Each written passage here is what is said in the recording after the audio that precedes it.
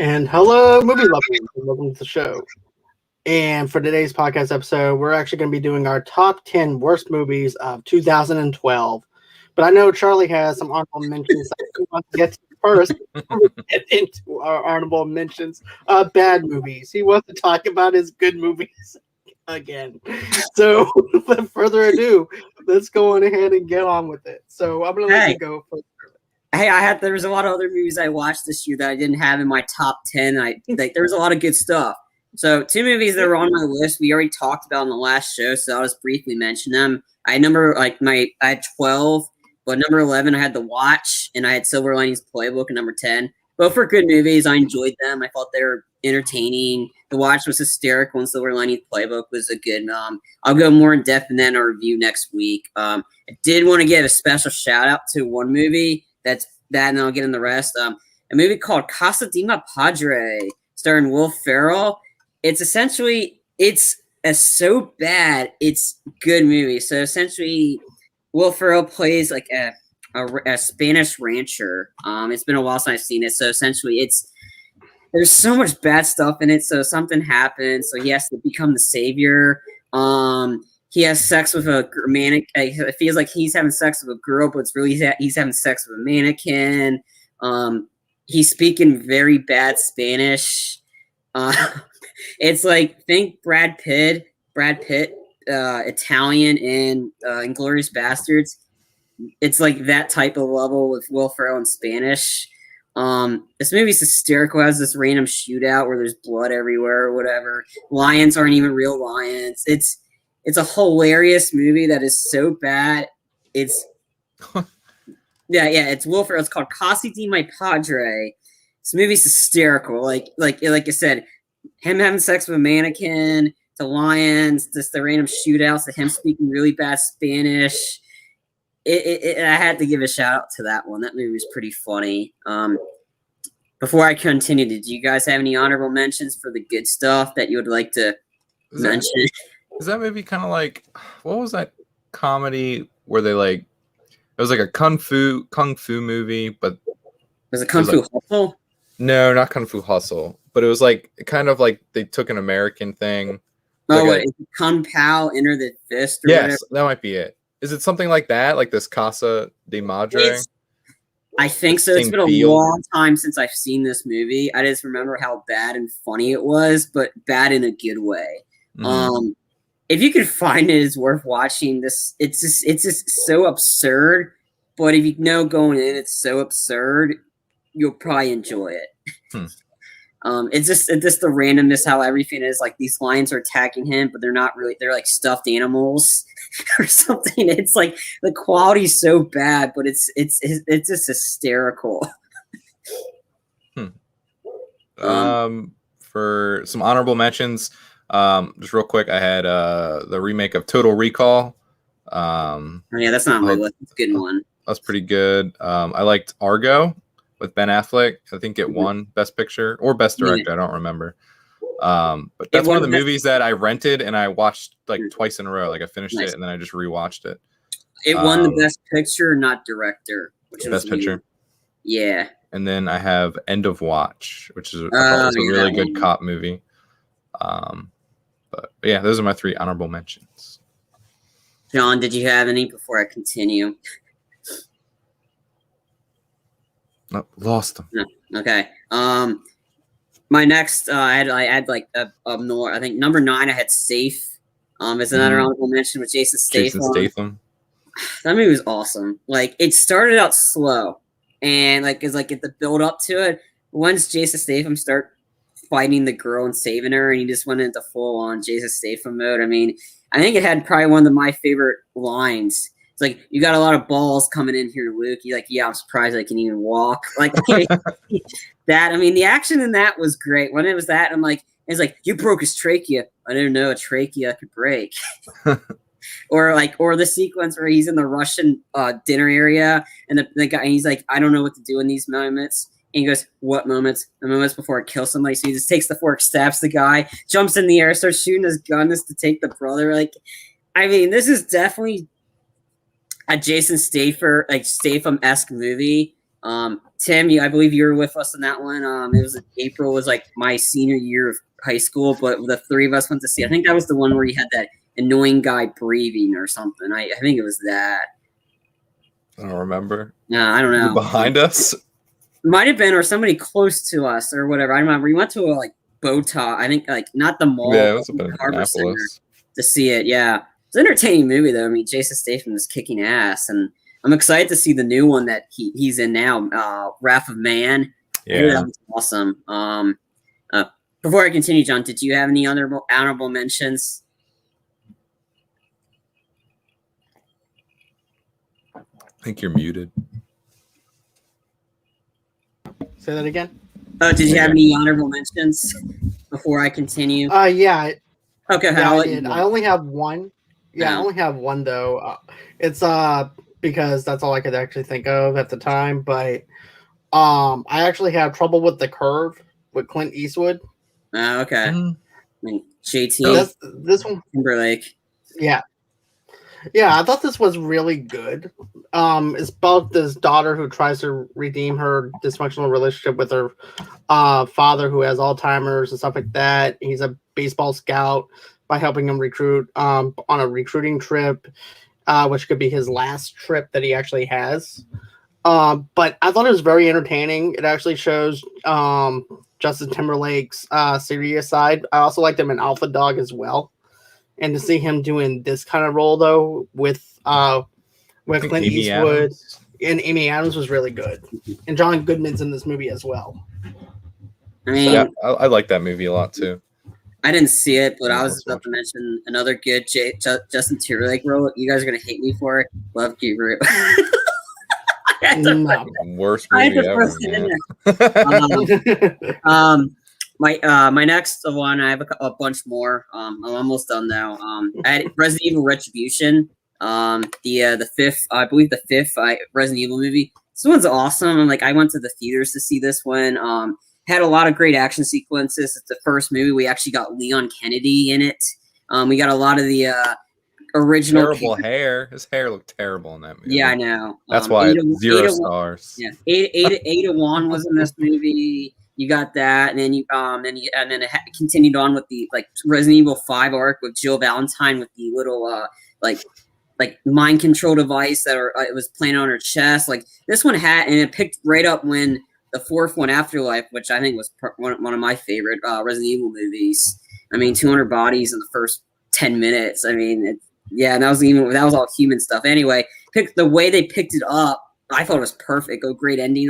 They rewinded back, showed you all the aftermath of it. But the action sequences were great. We finally got a chainsaw zombie. I mean, I thought that was pretty cool. The action was great in it. It brought back some of the other characters. I mean, Michelle Rodriguez's character is just a badass, even though she was evil. But it was an entertaining movie. I liked it. That's why I had this one as my number 8th one. Number 7, I have a musical on here. Pitch Perfect. What? What? I told you guys were going to be surprised. I didn't think much of Pitch Perfect because I heard about them like that. So I think they showed it at college. They showed it one of the movies on campus, and I watched it. I thought it was hysterical. Anna Kendrick was hilarious, and then Fat Amy. The dysfunctionality of this crew. I enjoyed it. Like I said, it's not a musical, straight up musical. It's just a movie with music in it, in a sense. But it's the highlight for me is the two announcers, Elizabeth Banks and John Michael Higgins, as the two announcers. That was a good point. Yeah. The two of them were just riffing off each other, and they show up and they see, this kid. The kid didn't even go to the right school, so they show up showing their badges. What up? You just got kicked out of the tournament. I mean, it's just. The two of them were hilarious. They had chemistry, and them back and just riffing on each other. This added to this movie, and it reminded me of the announcers in Best in Show. If you've ever seen that, the dogs. Yeah, oh, yeah. It's yeah. It also reminds me It also reminds me of Dodgeball. The chemistry between them as well. Jason Bateman and the other guy, I can't think of his name, but it's this Jason Bateman being the idiot the whole time. Right. it's not going to be able to see very well, Con. One thing, if you have announcers that are good, or like characters that are good and they're announcers, like these two are like the best because they just constantly rip on each other and they're ripping on the people. I'm like, yeah, that's not very good. Like, damn, like they're just ripping on these these college students, and it's just. I found it to be entertaining, like I said. I figured you guys would be shocked on that one, but that's what I did. My next one I had Taken 2. I mean, it was what it was. Liam Neeson kicking ass. I mean, if you go on thinking plot, then I'm sorry, then you're not going to be one in it. Like, Liam Neeson's awesome. But why not just do another movie with Liam Neeson doing action stuff? I mean, he's got a Netflix movie coming out in next month. I mean, I do. I just don't understand why they need a Taken 2. I mean, I don't know. It's just I saw it. Yeah. We just have to come to the conclusion that he's a bad father. Wasn't it the wife though in the second one or no? Yeah, no, the third one. They both got taken. The daughter saved him, and then Liam Neeson had to put on his leather jacket. Because once when he puts on that leather jacket, everybody's screwed. Everyone's gonna die. Everybody's gonna die. He's gonna get his revenge. And again, I watched this to see Liam Neeson kick ass, and that's the whole point of seeing these movies. Yeah, he's a bad father. Sure, we can say that, but he's got a certain set of skills that he knows how to kick some ass. Like, I mean, I enjoyed it for what it was. Is it as great as the first one? No, but it did what it needed to. It entertained, and that's the whole point of these. I had my next one. I had The Bourne Legacy with the Jeremy Renner one. Wasn't what I was expecting. It was entertaining. It had some cool action sequences in it. It had the I was glad after this one they went right back to Matt Damon. So kind of like, hey, like that. But I mean, it had some cool action sequences in it. Jeremy Renner did what he could. And again, it's probably a lot about the script and stuff. But I mean, for what it was, I enjoyed it. Was it great? Was it as better as the other ones? No. It did what it needed to. Do you guys see that one? No, I saw all the other Bournes. It was just, I guess, because it wasn't Matt Damon. Yeah, I was just like, Same. I mean, there's references to him. I think the way it was set, it was kind of in between. It's like during and after the third movie. So there's a lot of that going on. I think there was a lot of that. I mean, not too much mention of what happened in the last one, but I mean, it was entertaining. It had some cool fight scenes. Like, I mean, him killing people, or taking out the bad guys or whatever, the way he did it was pretty cool. And again, the car chase, like the motorcycle chasing, was pretty cool. Another one I had Underworld Awakening from I believe it was the fourth Underworld movie, third one in terms of the trilogy, because you had the first one, Underworld, then the second, Underworld Evolution. Then you had Rise of the Lycans, which is like a prequel, but it was the third movie released. So this was the fourth one released, but third in the set. This is awesome. Like, I mean, the action sequences were great in it. Like a very cool, like a cool timeline of it. Like, it's like set after a bunch of them, and it's very like in the world where everybody knows about the vampires, and they're going and exterminating them or capturing them. Celine gets captured, frozen, and she's separated from Michael. So somebody awakes her, and she's like in present day, the timeline or whatever, and then she realizes, oh, I have a daughter. Crap, I didn't know that. But it's her being a badass. Like, I mean, there's some great effects in this.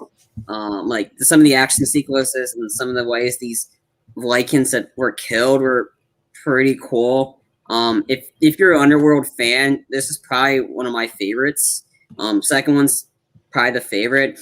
Then after this one, they did one more, which kind of went off the rails a little bit, and they haven't made one since. But this is probably one of the better ones in terms of the Underworld franchise. But it's Kate Beckinsale is kicking ass.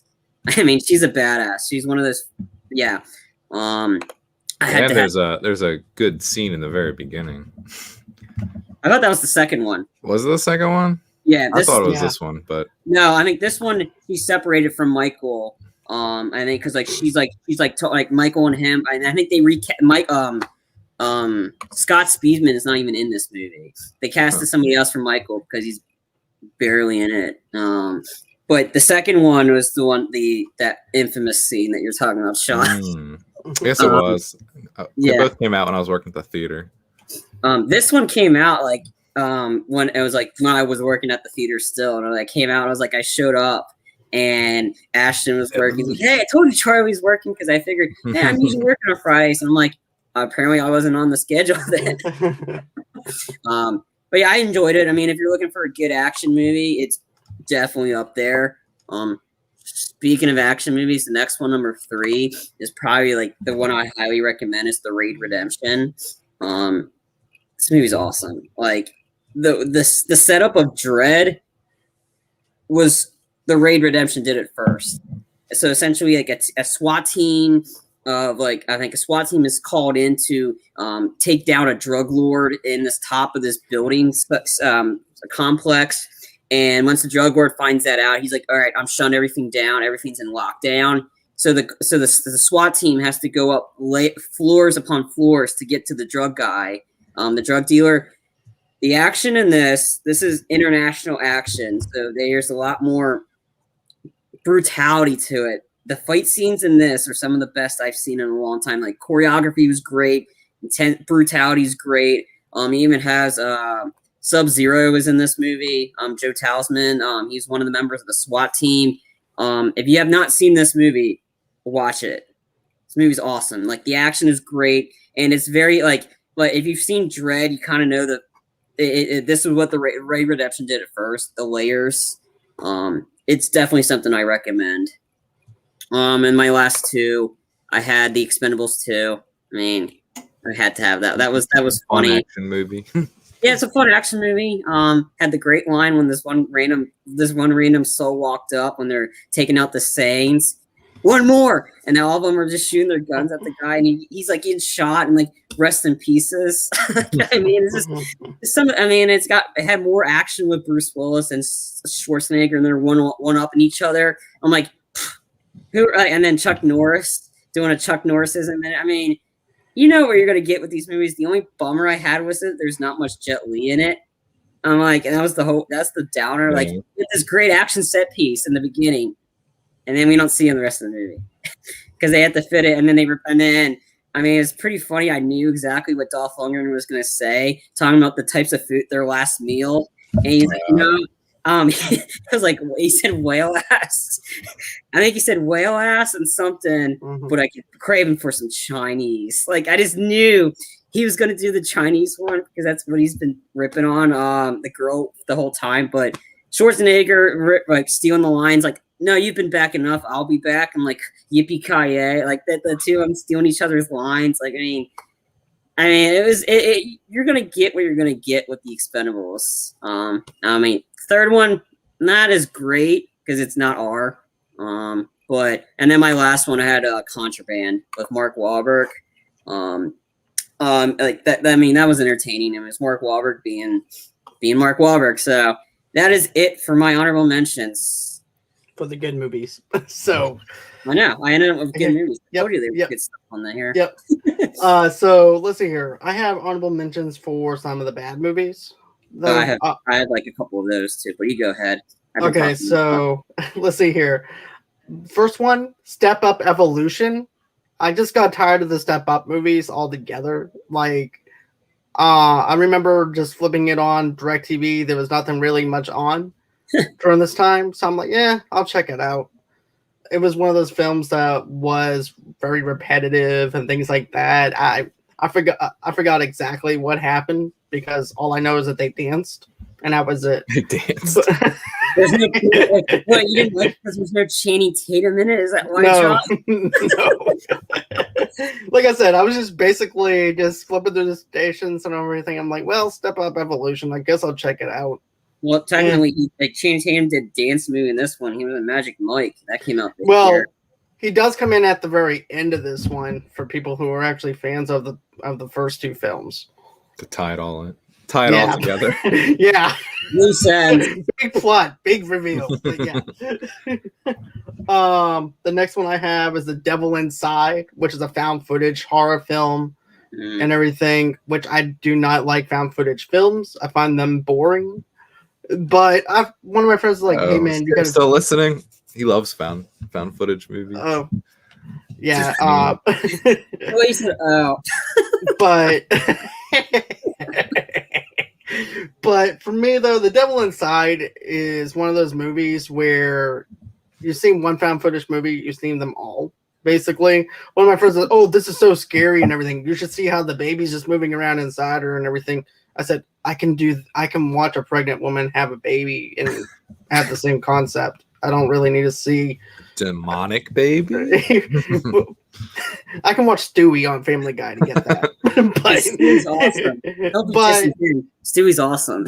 But for me, with this and everything, it's very cheap whenever they do this in certain ways. Like, oh my god, something's coming. All of a sudden, you see the camera just drop, and then all of a sudden tilts, and then you also see the girl getting taken away to where these Satan worshippers are going inside this tunnel or something like that, or this cave, and she's giving birth to the baby. It's just, you've seen one found footage movie, you've seen them all. They're not for me. The next one, I have a Liam Neeson movie, The Grey. Oh yeah, I fucking hated that movie. That was terrible. I understood why it ended the way it did, but still. That's in my actual list of worst movies of the year. I didn't have that written down. If I remembered, I would have put that as number one. I have that on my list. I'll go into that once I get into my list. Yeah, that one deserved to be on my worst list. That was terrible. And then I got The Woman in Black. Which I'm happy that the actor from Harry Potter was trying to get himself out of being that kind of actor and trying to try something new right after those movies had ended. But for me, it just didn't work. It fell flat. I really didn't feel like there was like any continuity or any type of chemistry between the son and the actress and stuff like that was portraying and stuff like that. I just didn't really feel like there was not that good energy like I normally see whenever it comes down to father and son relationships, and including the mother. So that's just me. But I hated those movies. Like working at the theater, those PG-13 horror movies where we have those dumbass teenagers come in there and they're very obnoxious, like just getting out of the house. That movie was packed at Apex. But dealing with the aftermath of that movie, like people like there was a lot of rude people. I think it's like been a while, but I believe there was a lot of rude people, and cleaning up those movies are always the worst because they just they threw their popcorn everywhere. Like those are the ones I hate the most. There's PG-13 R-rated, like PG-13 horror flicks, or there's knockoffs in a sense. The R-rated ones are the cool ones because you get to check tickets and tell people get out of here, small fry, like whatever. Like, I always hated those PG-13 horror movies. I didn't see it. I just know working during it. I just have one more honorable mention, and that is the movie Gone. This movie sucked. Like the dialogue sucked. The plot is very repetitive and everything too. It's where this girl is trying to rebuild her life after surviving a terrifying kidnapping attempt. Though she is having a difficult time, she takes a small steps towards normalcy by starting a new job and inviting her sister Molly to move in with her. And returning home from work one morning, Jill discovers that Molly has vanished, and she is certain that the same man who previously abducted. Now, Amanda Seyfried, right? Mm-hmm. Yeah. Now, this is the most. Here's the thing. The most stupidest thing that got on my nerves, though, was the part where they're like, "Oh, we can't track the phone because she turned off the GPS." I'm like, what? This movie is so horrible. Like, I can't believe that I sat through an hour and 15 minutes of my life that I cannot get back after. Man, John, I can't wait to hear what you have to say about your worst movies. If these are on your dishonorable mentions list, there must be something worse than these. Yeah, this is actually just the warm up to get to the actual list. This is basically your cardio before you get down to my list. Tailgate before the tailgate. Exactly.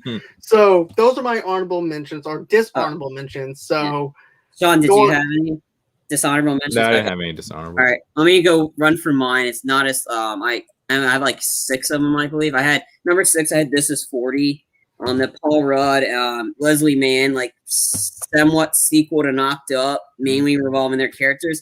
I was expecting more from this, to be honest. Like, I mean, I loved Knocked Up. Knocked Up was hysterical, and the chemistry between two of them were that. This one was just all over the place. It was there was funny moments that I can't remember if it was funny. I don't remember it. And then it was this very drama, but it's like not usual Judd Apatow, because when there's Judd Apatow comedy, it's really funny. This is like in the realm of like, if you had to rank, I'm in the realm of funny people funny, which wasn't funny at all. Funny people was terrible. This one was right up there with funny people. I do too. That was actually pretty good. It was a dark comedy. And I think This Is 40, I agree with you, but I think if you watch it like when you're older and married, I think it makes more sense. I don't know. I guess I was expecting so much because I liked their characters in Knocked Up, and I thought they were hysterical Knocked Up. It's my fantasy baseball draft. But I want to go see Spider-Man. Like, I mean, the chemistry between two of them were a lot better in that one. This one, I don't think there really was a need for another movie. I mean, unless if you had maybe some characters from Knocked Up show up in this one. And I think technically the Jason Segel did. And then I think Jason Segel and Megan Fox like together were pretty funny. Yeah, I don't know. It's been a while since I've seen this movie again. I was expecting more from it. I guess that's why it was a dishonorable mention. The next one I had this horror movie called The Raven. I believe it was about starring John Cusack, and I think he's playing Edgar Allan Poe or whatever. It was like kind of like a horror movie like sense. It wasn't great. I mean, I was expecting more. It was kind of the girl in it was not great. Just overall, it was very like, what did I just watch? So when someone was killing people, like kind of like the poems, based on the books. I think his like Edgar Allan, I don't know. I wasn't a fan of it, to be honest. Like, it wasn't scary. It was this very like torture. Like, it's like I think James Wan directed it. I think, or it's very maybe produced by him. It was very like Saw-esque killings. It was not really needed. My number 4, I had this Brad Pitt movie called Killing Them Softly. This was like, what the hell did I just watch? I mean, sure, a guy got shot point blank with a shotgun. That was kind of cool, but I don't remember it. Like Brad Pitt was pretty cool. Like, I mean, that weird thing to say. I mean, you're not talking about a movie. You're just talking about like real life. No, like it's been a long time since I've seen this movie. I know James Gandolfini was in it. It was all over the place. Like Brad Pitt was good in it, but then again, I don't remember anything else. It's been a long time since I've seen it. I just remember, oh yeah, this came out this year. I didn't like it. I think it's like based off a book or something. I don't know. My number 3 was a movie called Wanderlust. On my list. I didn't like it. Again, this one had so much potential. It was directed by David Wayne, and he's like he directed a lot of people from the show, MTV comedy show The State, were in this movie, and he also directed Role Models, which Role Models is hysterical. Paul Rudd and Jennifer Aniston. You figure, oh, it's great comedy. It's like the two of the dead. You figure this is gonna be great, and you watch them like, what the hell? I didn't laugh at all in this movie. It's supposed to be funny. If you have all these people in it, it's supposed to be a funny movie. And I didn't laugh once. Yeah, I think it was just too corny. Like, you know what I mean? Like the jokes were just like were so out there. Because there was like, I don't know. When I find things funny, it's because they're like kind of believable. And you can push the boundaries a bit, which does make it funnier at times. Yeah. But then I think if you go beyond that and you make it so ridiculous that it's just like, this is kind of stupid. But I'll leave you to discuss that and once we get to the list. But I'll go for my next one. I had Premium Rush, which is that bicycle, like Joseph Gordon-Levitt is a messenger on a bike. Yeah, I remember that. Yes, that was like, I watched it and I'm like, oh, okay. You know what it reminded me of, Charlie? Like, you remember the old PS2 video games where they have like this? It's just like it's E for everyone, right? Where you have like a mission, and then Yeah. they give you like the little arrows where you have to go through the park and everything. That's what it reminded me of. It reminded me of doing those little obstacles. I didn't like it. It was kind of, when I saw this in the theaters, it was and I had no idea what it was about, and I was like, I'll go watch it, and I thought it was fine. Like I was like, oh, that's cool. It was short too. It was only like an hour and a half. Yeah, it's like 90 minutes, 80. Yeah, like that. I guess I watched it. I just like didn't really care for it. I knew nothing about it going in. I was like, Joseph Gordon-Levitt. And Michael Shannon's in it too. And then I think my number one dishonorable mention is This Means War. That's the I think that looked terrible. I never saw it. I watched it. I mean, the opening action sequence was cool. When there was action, the action was kind of cool between Chris Pine and Tom Hardy.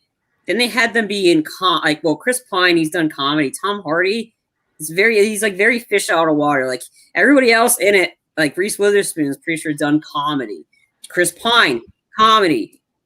Tom Hardy hasn't done any comedy. Like he's done very serious stuff. So he was very fish out of water in this. And it just was like all over the place. Like the action was great when there was. I mean, he was cool. And there's a paintball sequence where he was just going off on people, like because they're spies. They work for the CIA, and the action sequences when they were decent. But overall, this was just like, what the hell is this movie? Like, I mean, it's like because I figured the three, like Reese Witherspoon and Chris Pine and Tom Hardy, and I figured like there's a good blend of action and action comedy. This was all over the place. It was like, if you want to watch this, just watch Spy versus Spy or something. Jeez. I do have to agree with you on that, though. I remember one of my friends renting it and everything, and then we watched it at work. And that movie, I was like, I'm just gonna go. I'm gonna go do work because it sounds like more fun than watching this movie. Right. Yeah. This is back when I was working in housekeeping, and I was in the X-ray office watching it. I'm like, good luck, dude. So that was my dishonorable mention list. Like I said, like John said earlier, that's just the warm up. I got some really bad stuff on my list. We're just flexing. That's all. So, okay, so I'm gonna go first with my number 10, and that's Abraham Lincoln, Vampire Killer. Oh, Vampire Hunter. And here's the thing. I love Abraham Lincoln. I love stories. Love vampires. I love vampires though too. But I also like the fact that Abraham Lincoln also likes vampires and stuff like that. I actually listened to the commentary of it and everything too. He was actually into vampires and things like that. But when you incorporate over amount of CGI into the story, and then also too, it was always like a mixed match. It was like always something that just didn't quite matched out with this film at all and everything. If they mixed in with some of the practical effects in there with some of the CGI, it would actually worked out better. But the dialogue was really bad. The stunts weren't even that great. It was just one of those movies that I'm like, okay, I saw him kill a couple of vampires. I'm good. Even when they left it open for a second film, I'm like, I don't care. I don't want to revisit Abraham Lincoln again, revisiting him killing more vampires, because it actually ends on him going over to the theater, and we all know what happens when he goes to the theater. Yes, it's funny. My brother, I watched this like later after my dad. I think my dad read the book. I think he liked the movie better than the book. He enjoyed it. Like I said, I think for me, when I saw it, I was disappointed when I was watching it first. But the more I watched it, the more that was one of the ones I kind of enjoyed it more. I love the director that did it. I like that. Some of the action sequences were pretty cool. And then seeing Ramona Flowers get her revenge on the one girl at the end, that was pretty badass. Like Mary Todd. But then again, like I said, I didn't read the book, but I thought cleaning it was kind of fun because it had that cool Linkin Park song played at the end of it.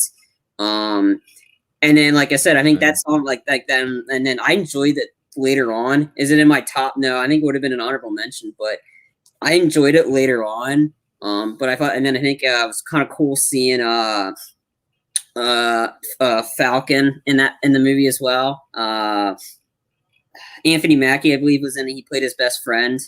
So there's a lot of people that you didn't recognize who are in this movie, but some of the action sequences were cool. And obviously the director's got a really thing for trains because he was going to have a train sequence, sort of like what he did in Wanted. I mean, was the train sequence up there with Wanted? No, because Wanted was in a whole different level, how he shot that train sequence. But it's what it was pretty cool. And then during the theater, my brother yelled, "Spoiler alert!" when he's like, "Come on, Abe, we're going to the theater." He yelled, "Spoiler alert!" But I liked it as the second viewing. Like when I watched it more, I liked it more. That for me, that's what happened with Max Payne. I didn't like it at first because I was expecting more, but the more I watched it, I enjoyed it. But what did you think of it? Did you see that one, Sean, Abraham Lincoln, or not? Nah, I remember watching the trailer, but I mean, I never saw it. Yeah. Was there any? I didn't mean to cut you off, John. No. Okay. Whoever wants to go first, go next, and everything can. You can go ahead, Sean. Okay. For my number 10, I had Jack Reacher. Oh, okay. I wouldn't say it's like a terrible movie, but I don't know. I thought it was kind of boring. I do like Tom Cruise a lot, but I just felt like it was just like, I don't know, it's just like another like secret agent type movie. Like there's nothing special that came out from it, and I mean they even recasted it. You know what I mean? They went to Amazon, I think. No, the sequel. I think they did a sequel, and that one came out like in 20. I think that's Jack Ryan. Never mind, I'm thinking Jack Ryan. Yeah. They are doing a series though on Amazon Prime for Jack Reacher. They're doing so. Amazon's getting Jax. But yeah, I don't know. I didn't like it. I thought it was kind of boring. I read a few of the books, and I liked the books a lot better. Yeah. But the car chase scene was pretty cool. I remember seeing it. The opening's intense though. I mean, like the sniper killing those people, like that was intense. And then Jai Courtney was in it. I'm like, oh yeah, okay, he was better in this one compared to others. And then I thought some of the sequences were okay. I liked this one better than the sequel. I think that I didn't know what the heck what was going on in the sequel. It was like all over the place. I remember watching it, and it was all right. I mean, I've seen way better Tom Cruise movies. Like, I mean, his Mission Impossible movies. That's why I said this movie's like so forgettable that it's just like, yeah. I mean, if you haven't seen it, like, don't even bother. Did you see this one, John? To be honest with you, no, I didn't see it. Because it just didn't gravitate towards me. It didn't make me want to care about seeing it or anything like that. I preferred, if I have to choose a franchise that I care about Tom Cruise in, it would actually be the Mission Impossible films. Yeah. And things like that. Those are more my flavor of movies.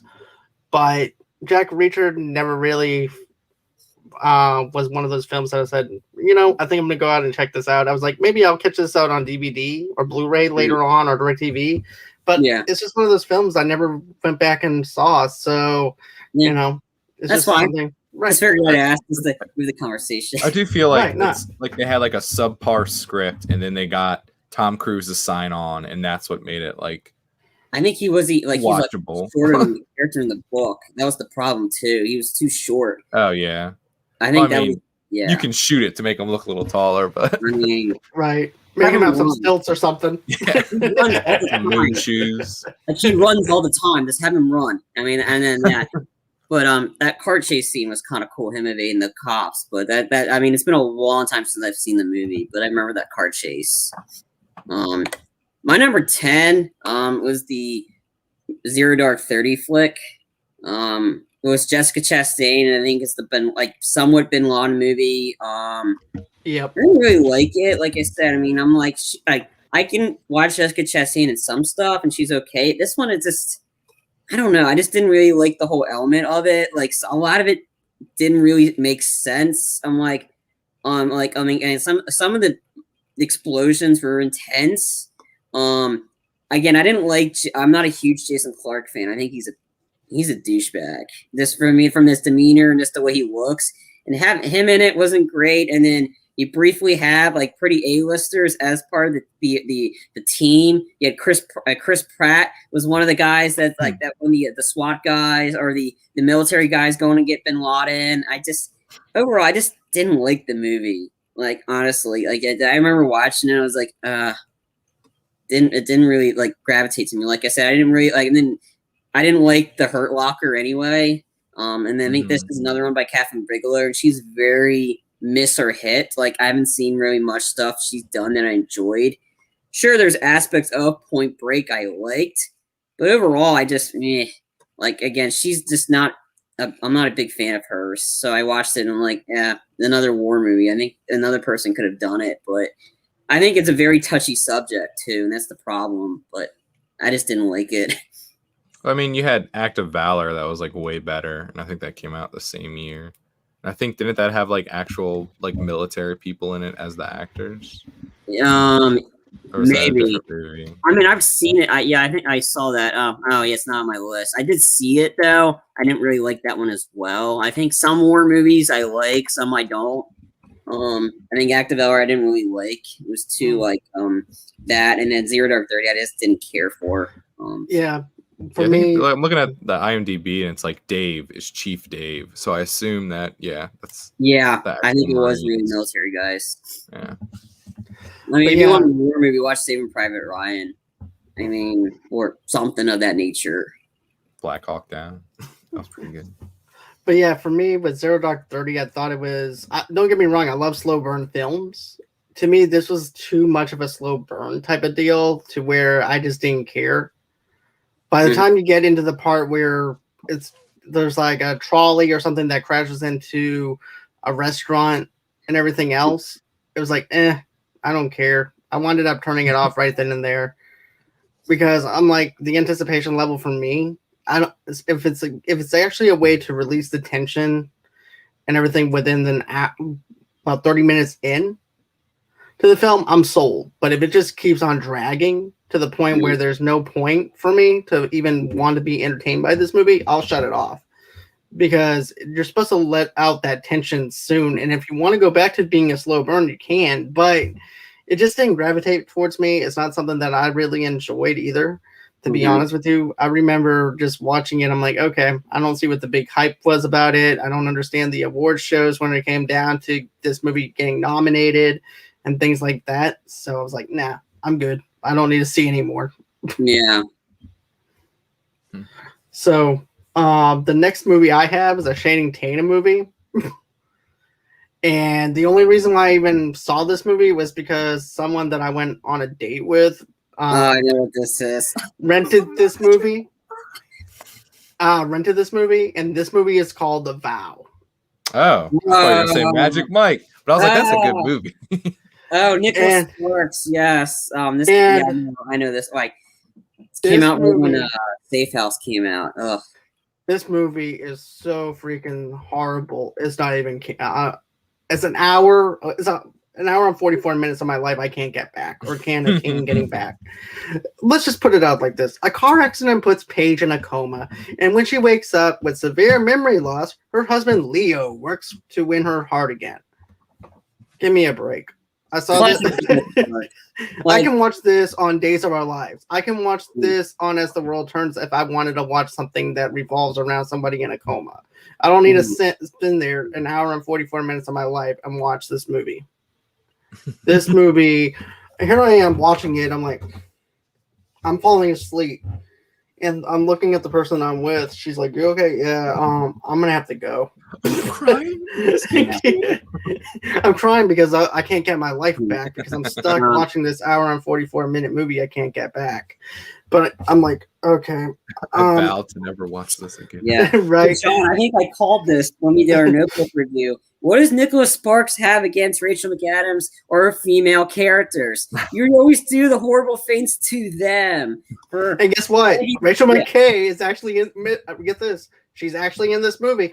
I know. And I called it. I knew she was in this movie because I said it during the Notebook. First, you give her dementia in the Notebook. Spoiler, people, if you haven't seen this movie, don't need to. She has dementia. Boom. There you go. I saved you an hour and a half of your life. This one, she's in a car accident, has a coma. She has to get her memory back. Ooh! All because her and Leo were actually making out during in a snowstorm, and a truck winds up hitting their car while they're stopped. Wait, I'm like making out in the middle of the street? Basically, I mean, they were at a stop sign and in their car, and here comes this truck out of nowhere, just winds up randomly hitting them. Young love. Yeah. I mean, like, was the chemistry there between her and Channing, or was it there between Gosling and her? I don't know. She was basically silent through the whole movie, so she was in a coma. Yeah, I mean, best performance. Yeah, I remember Apex had this movie, and I was like, it was a lot of people were going to it, and it was like Nicholas Sparks. I went like I said, after work, I'm like, yeah, I ain't seeing this movie. I'm going to the other one. I saw Safe House instead. I'm like, yep, like Safe House, better choice. Like if you want Ryan, like Ryan Reynolds, boom, see this. Like Channing Tatum, I'm like, yeah. I mean, Channing Tatum ends up doing another one with Rooney Mara. It's called Side Effects. I mean, like, and I watched like half of it. Dear John too, right? Yeah, he was another Nicholas Sparks movie. I mean, he's like that, but it's like Nicholas Sparks. What do you have against women? Seriously, like you always give them the worst stuff. I mean, I've called it out before, and I called you out on it because it's the truth, and the truth hurts. But yeah, I know that movie. I haven't seen it. I don't want to, and I don't want to do a review for it. I'm not gonna get us to do it. I'd rather do other chick flicks than that one. No way. I've done enough Nicholas Sparks. I had my fix. Okay, so sorry, John. It's okay. Don't worry. I'm not gonna make you sit through that because I don't even want to sit through that again. As a matter of fact, I didn't. I told her, I said, "Well, I gotta go. I gotta get up early for work." And I left. So, anyways, so I'm gonna pass it back over to Sean for his number 9. Number 9, I have Wanderlust, which Charlie mentioned. Yeah, I just thought you had this good combo of Paul Rudd and Jennifer Aniston, and yeah, it just wasn't funny. I thought the jokes kind of went so dumb that it was just dumb. So it's really kind of all I gotta say about it. But it's about a guy, he loses his job, they live in New York, and they end up going to live in like a commune type place or stay at a commune type place. Isn't there a car breakdown or something and they're fixing their car? I think so. I think that's how they ended up finding it. I know they go out to live with his brother in Georgia, I think. But I mean, it's been a long time. I just remember, I think their car breakdown, they end up in this community and then they take some drugs. Yeah. Pretty much. Yeah, it was just like, I don't know, it was too out there to be funny, and it's just like, there's better Paul Rudd movies. Yes. My number 9 had Prometheus. I was expecting so much from this movie. Like the cast, like you have Charlize Theron, you had a great cast. Idris Elba's in this movie. And like the setup. Michael Fassbender. Yeah, he's my favorite part. Like that is David. Is he good? Is he bad? I don't know. Like I don't care. Like, and then I think Guy Pearce was in this too as an old guy, like Waylon. This movie had so much potential, and it happened. And it's like, and the guys the things, there's no freaking aliens in this. You're supposed to be an alien prequel, and then briefly at the end they turn into the Xenomorph briefly, and it's just like, what the hell? And it's just, this movie's like all over the place, and it's just, I mean, the sequel is no better. I mean, Covenant was just as bad. Even the Backbuster, I mean, that was intense, but geez, like, I mean, I'm like Prometheus, like I was expecting so much from this movie. I was really hyped. Then I watched it, and I was just very underwhelmed and disappointed with it. It's just like you had this build up, and I'm like, come on, you're calling a prequel to Alien, give us some sort of alien. And you didn't even do that. Prequel, they got to come at the end. I know, but still, I mean, but you got the same director. It's just, I don't know. I was expecting so much, and I was just very underwhelmed by it. Yeah, I had no expectations going in. I didn't dislike it. I thought it was definitely a slow movie. But I thought just the effects and the performances held my interest enough to get through it. I would definitely rewatch it. But yeah, I haven't seen it in a while, so I can't really say too much besides that. Yeah, same here. I like the acting. The dialogue was fine and everything. But like you said, it's a slow burn. It's supposed to be meant for a slow type of burn and everything, especially going into it, especially with it being an alien type of film prequel. But what they did towards the end of it really winds up going. It goes from this, then going down real fast for me. So it held my attention, but then as soon as you get towards the end of it, it ends up going off the rails. At least for me. And then the sequel, I'm like, okay, this is the sequel to Prometheus. Oh, sure, they're briefly mentioned. Wait, what? What did you do to the main character? Oh, boo!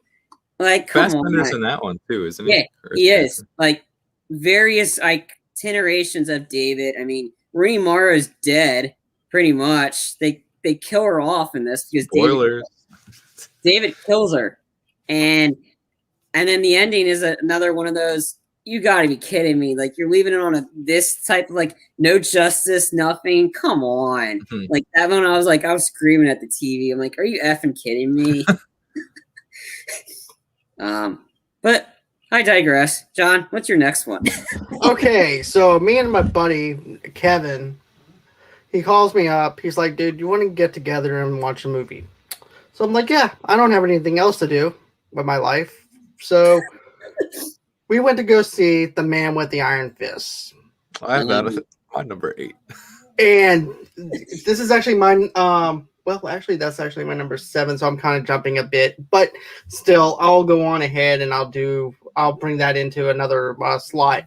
But The Man with the Iron Fist was so stupid. I can understand what they're going for. If you're looking for over-the-top CGI, over-the-top kung fu kind of style thing, that's kind of like Crouching Tiger, Hidden Dragon kind of thing. But Crouching Tiger, Hidden Dragon is the better film. This is like great value kung fu if you actually want a kung fu movie. But for me, this movie sucked. The Man with the Iron Fist is so stupid, so over the top with the acting and everything else.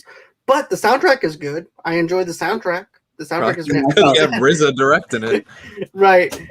But I like the soundtrack with the Black Keys because I'm a huge Black Keys fan. But there's other stuff, and RZA had some pretty good music with it. And that's a perfect example of how a soundtrack is good, but the movie sucked. So I fell asleep during this movie. Yeah, I was when I fell asleep. I'm like, wait, what happened? Like, oh man, it's credits. I fell asleep. I told my friend Kevin, I said, you owe me $5. He goes, why? I said, I just wasted my life in this movie. You owe me a life's worth of $5 right now. $5. Yeah, I have this as my number 8. And it was just really bad. I love kung fu movies. I love that whole style and everything. But it's just you have you can go see The Protector. Tony Jaa's movies are good. If you want a comedy with over the top action, Kung Fu Hustle, which Charlie you mentioned earlier, is awesome. Shaolin Soccer, which isn't it's like a kung fu sports movie, I guess. Police Story is a good one with Jackie Chan. Yeah, I just watched that recently, and some of the action sequence, like I said, a lot of the sequences in it, like the shantytown chase sequence for that, explosions, to him channeling, doing the stopping the bus with the Magnum, while stopping and shooting, to doing the riding, there was a lot of homages to this movie did it before Bad Boys 2 did it with the shantytown explosion. Yeah. I'm like, holy crap! And then the Tango and Cash scene where Stallone takes out his Magnum and he stops the bus from going through. And then I think to the late great Brandon Lee, he was in a movie called Rapid Fire, and it's a sequence when Jackie Chan's on the mall with a motorcycle driving people through glass. Brandon Lee did that in that, so it was a lot of homages to these movies, but that's a pretty entertaining one. It sucks that this movie was so bad just because I remember growing up, I can't remember if it was on MTV or BET, but I thought the Wu-Tang had a thing to where I know they love kung fu movies in general. That's why I was like, oh man, RZA's directing this. Is gonna be awesome. And I think they had a show to where literally they would show old kung fu movies and they would dub over it with music and stuff, and that was really cool. So this going in, I was like, man, this is gonna be awesome. You got Russell Crowe, you got Lucy Liu. I was like, this is gonna be sick. Right. But yeah, just fell flat on its face.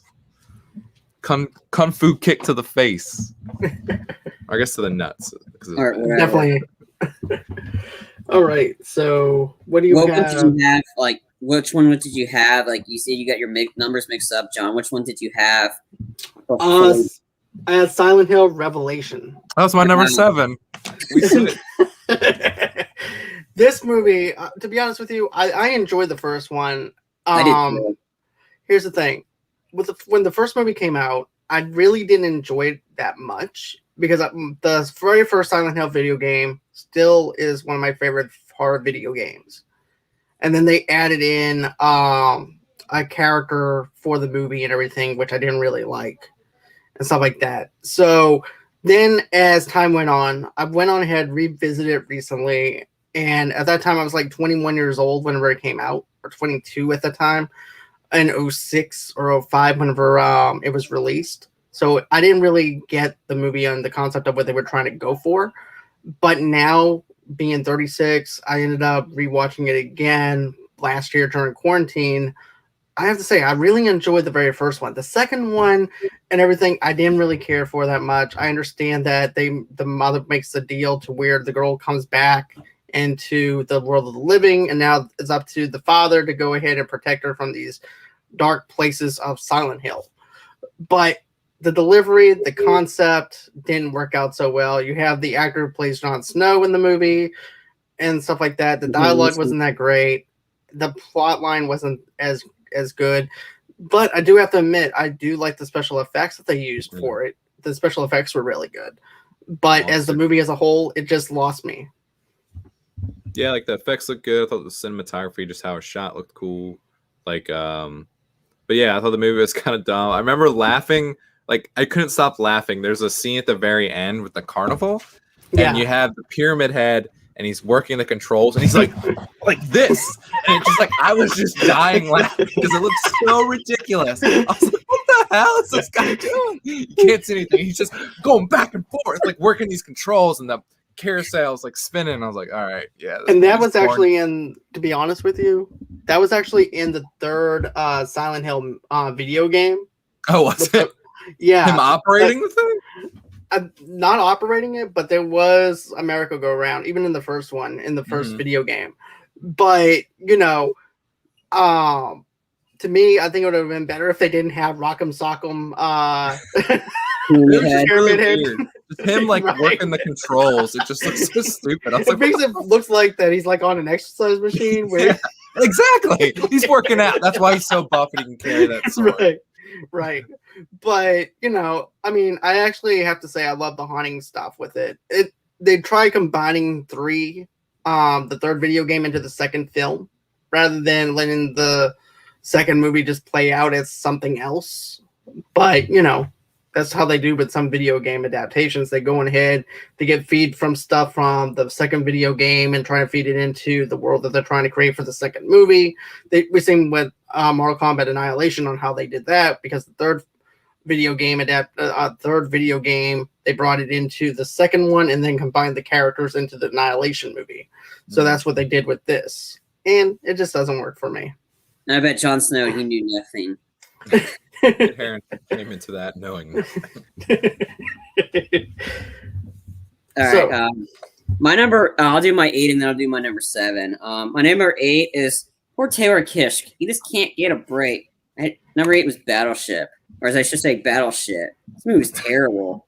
Like Rihanna, sorry, you can't act like, yeah, let's get him. Like, yeah, let's kick some ass. I'm like, oh my god, this is so dumb. And it was like, I mean, you wasted Liam Neeson in this movie. Like, I mean, to be fair though, Rihanna was really good, and This Is the End. She died early on.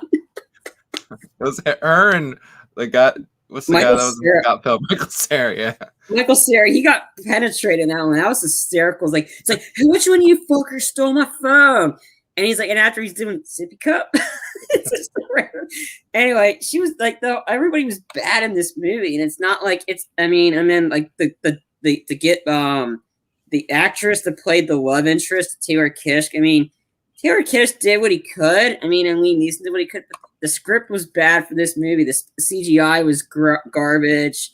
Paramount tried to, hey, we made Transformers. Let's make this video game out of a board game. Let's make this. I'm like, no, it was terrible. Like, Yeah, this is bad. The effects were bad. The action was bad. Everything was just bad.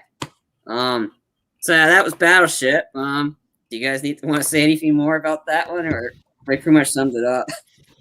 To be honest with you, I actually had some fun with this one. I mean, I got to turn my brain off for 2.5 hours, stuff my face with popcorn, watch some bad acting with Rihanna, watch Liam Neeson make a joke about a taco.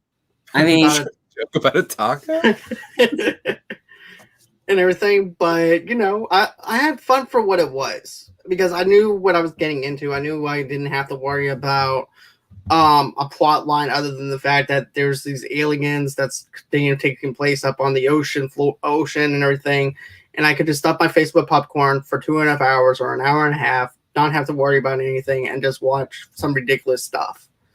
But that's just how I looked at it. But I had some fun with it. I didn't really hate the film or anything like that. I thought it was okay. I never saw it. Watched like 10 minutes of it. Work at the theater.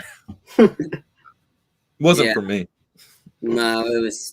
They tried to get the money grab out of the Transformer movies, and it didn't. I didn't see this until it was on DirecTV, so I watched it on DVD.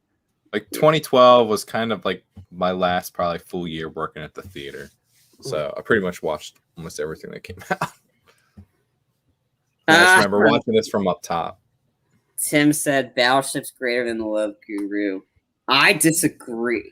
I have to agree with Tim on that one. I think if you had to put them up against one another, I think Battleship would win an Oscar against The Love Guru.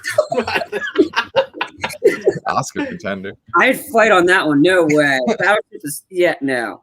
Love Guru is so bad, Charlie. I don't know how you like it. It's so bad it's good. I think it's just so bad it's bad. It's so bad it's bad. He said it killed what's-his-face's career. Yeah, it made him not even want to act anymore. Mike Myers. Mike Myers. He showed up. He was the producer in Bohemian Rhapsody. He was the one. Producer. Yeah, he showed up. No, he actually was in the movie. He was the producer when they tried to promote. Like they tried to present to him the idea for. But 2012, 13, 14, 15. You're looking at about 10 years later. I'll come out of this hole that I dug myself. We're like 8 or 9 years. I think Bohemian Rhapsody came out in late 2018. I think it came out in 2018. So fine, 8 years. Yeah, about 8 years. So and Tim says it's so bad, it's bad. Again, I disagree. Love Guru for the win. So bad. I would defend that movie in a heartbeat. But yeah. Anyway, you need to rewatch it. Anyway, my number 7 was this movie called Haywire. I think it stars Gina Carano. And it had a lot of pretty big Antonio Banderas, Michael Douglas. It was some sort of actiony. Like Channing Tatum was also in this one too, I think. It's this actiony movie or whatever where she's a spy or whatever, and then the agency betrays her and she's going on that. It's just wasn't a lot of action. For a movie that's like when you're hyping up, I have a lot of action in it. Didn't have much in it. It was very. I remember seeing this in the theaters. It was very like Michael Fassbender's in it. I know. Oh yeah, and Fassbender tried to betray her, and she kills him. It's just, it's very all over the place. I forgot who directed, to be honest. Was it Steven Soderbergh? It shit. Clicked off. Some dude. I don't know. I think it could be Steven Soderbergh. I think. Yep. Soderbergh. Steven Soderbergh. I guess. I mean, I loved his ocean movies. That's why I figured, oh, okay, and he's got a good camera angle and stuff like that. But this movie was just very like one I just watched in a sense.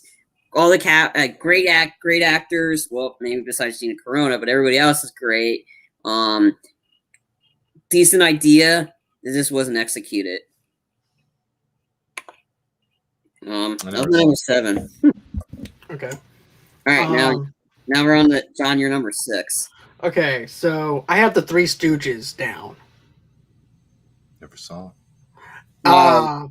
Will Sasso, I believe, was one of the Stooges. I think. Yeah, this movie. I love the Three Stooges. I grew up with the old black and white hold on one second before I end up saying anything. Tim says you should give Haywire another try, but it's better than you remember. So I have a long list of stuff to watch. Maybe I'll get to it. We'll see. But the Three Stooges for me, I grew up watching the old black and white, of course, Three Stooges stuff. I love the Three Stooges, but when it came down to the execution of this, it was so over the top. It was back when you had that one reality show that took over MTV during that time, where it was what's the name of that stupid reality show? Jersey Shore. Oh. Yeah. They actually had cameos from the Jersey Shore on there. They had a bunch of other stuff. It just goes to show you that when you do a movie that's based off of a TV show, it doesn't match well on the screen when it comes down to a movie, especially the Brady Bunch, and they tried doing that with the Brady Bunch and stuff like that. That movie sucked and everything. That came out in 95, I think. And then it just goes to show you that some sitcom TV shows from back in the day does not work for a 1995 generation or a 2012 generation either. Mm-hmm. But 21 Jump Street was able to do that. Like, to be able to do something, like, I think it's the opposite. If it's a comedy turn movie, it probably doesn't work out well. Sometimes if it's a serious drama and it turns into a movie, it might work out. Like, it worked out for 21 Jump Street. I mean, that one had so much, like, everybody was so worried on it. And when 21 Jump Street came out, it was awesome. Like, it was hysterical. I feel like Three Stooges is, like, it's built off, like, quick gags, like, quick slapstick stuff. I mean, it's good for, like, 20 minutes, but if you're stretching that out for, like, an hour and a half, I mean, you're going to get, like, kind of, I don't know, it's hard to keep that momentum going. You'll get Tom and Jerry. Yeah. You'll get Tom and Jerry for this year. Three Stooges then to Tom and Jerry now. And Tom and Jerry is absolute garbage. while on fire in a dumpster. That's Tom and Jerry. That movie was crap. All right, so I'm gonna pass it on over. So no, you're good. I made my points on why I didn't like this movie at all and stuff like that. I got all my points out. All right. So I was just gonna pass it back over to Sean for his number 6. Number 6, I have The Amazing Spider-Man. Damn, he's my number 1. I don't understand why you need another origin story for Spider-Man. I say that, but I really liked. Well, I guess no, because that was different. Into the Spider-Verse wasn't really an origin story. No. It's a different character. But yeah, I mean, fucking, it just had one. I mean, I don't understand why you need to reinvent Spider-Man. I feel like everyone knows how Spider-Man came to be. You don't need to do another one. You just don't. No. It's a waste. This is my number 1. This movie was crap. Like, I think we the first 2 trailers. I'm like, eh. Yeah, Amazing Spider-Man 2 is the worst movie of all time. I agree. That movie's crap. Yeah. Tim says I'll take Amazing over Homecoming. I disagree on that one, but no. I was hyped for this because I watched the third when we saw the Avengers. They showed the third trailer for Amazing Spider-Man. I'm like, okay, the music, like the trailer had me hyped. I went and watching this and I was like, what is going on? That suit looked like CGI garbage. That suit was terrible. Damn, damn, he's going hard tonight. I hated this movie. I don't give a flying F about your parents. No one cares about Peter Parker's parents. Like I said, in the comics, it's always about Uncle Ben and Aunt May. Uncle Ben. I'm like, oh, Peter's parents. So what? Like, we don't care. And we don't need an origin story. And we don't need Uncle Ben dying again. Jeez, how many times you got to kill this man? Martin Sheen, you killed him off. And it wasn't even a great motivation for him. It's like he died. He was just randomly there. Not like the motivation when the Uncle Ben and Tobey Maguire movie. That one had more motivation to it. That had more like emotionality to it. Great, Sean Smith. Tobey Maguire's number 1. Anyway, Andrew Garfield's sure he's better as Peter Parker, but as Spider-Man, no. I mean, I liked Emma Stone in this, but I mean, I just like everybody knew once they did the Amazing Spider-Man 2, they showed her costume. Guess what? She's gonna die. I'm like, great, yay! We don't really need to see her death. Like, come on, like this was bad. I'm hoping they redeem him in the new Spider-Man is coming out in December with the multiverse. Because you got one of the worst portions of Amazing Spider-Man 2 in Spider-Man Far From Home with Jamie Foxx as Electro. The worst part about Amazing Spider-Man 2. And he's in this one. And you got one of the best parts of the Tobey Maguire Spider-Man 2, Doc Ock, in that one. You better have the respective Spider-Mans in it. But this movie's crap. What's the multiverse one about? Like, is that one with the MCU? Yeah. It's just it's a new they're doing multiverse because and I'm excited for it. But I mean, Into the Spider-Verse was easily the best Spider-Man movie for animation. Yeah. I will even against the live action ones. I'll argue against it. Was the best. The Spider-Man 2 with Tobey Maguire with Doc Ock. I mean, that was really good. The train not better than Into the Spider-Verse. The Spider-Verse is great. It is an animated one. But I feel like every Marvel movie should be Into the Spider-Verse. That's what it should look like. Because then you can do all the cool action scenes that are in comic books. I mean, if we're going in the full MCU, I gotta say the Winter Soldier is better than Into the Spider-Verse because the Winter Soldier is just changed the game. I mean, but anyway, that kick-ass soundtrack. I don't think so. But I don't know. Amazing Spider-Man was garbage. I came out of that I came out of the movie. I'm like, what did this movie is absolute garbage. Like I was watching it, I was like, I knew like at a certain point, and I'm like, yeah, I hate this movie. I just sat for the rest of it. I knew instantly. And like I was watching, and I'm like, yeah, this is crap. This is just crap. And then I did like the one aspect, like how he created his own web shooters. I thought that was kind of cool. But everything else, like again, I think they could have. Andrew Garfield did what he could, but then again, it's just that suit was just it looked like it definitely looked like what a very bad CGI. There's no bone saw in it. No. And then the lizard, I mean, they underused the lizard. I mean, you underused Dennis Leary's character. Oh yeah, he's gonna die. I'm like, and he's like, well, sometimes, and then the stupid line about like secrets or like something like that, and then Peter Parker's like, but those are the best kind. And I was like, what the fuck? Like, what the hell? Like this film is absolute garbage. That's why it was my number one. Terrible movie. All right. Let's see here. I actually have The Hobbit: An Unexpected Journey as my number 5. Oh, I haven't done my number 6. What? Yeah, he's good. My number 6. Sorry, John. No. My number 6 was Dark Shadows. Another one based off a TV show. That was my number 1. Okay. I was expecting something from this. I figured decent cast. I was watching it and I was like, oh, like I said, and another reason this movie is bad. I think at the middle of the movie, I randomly have bloody noses. I had a bloody nose during this movie. Stop doing cocaine. No, I'm not snorting cocaine. I was at work. I got off work early. Oh, so you did cocaine at work? Okay. Oh, you snorted. We had one kid at work once, Charlie. He snorted Sour Patch Kids, the sugar from. He got a bloody nose. But no, I mean, I was watching this through. Nah, cocaine is a hell of a drug, but I wouldn't know. I haven't taken it.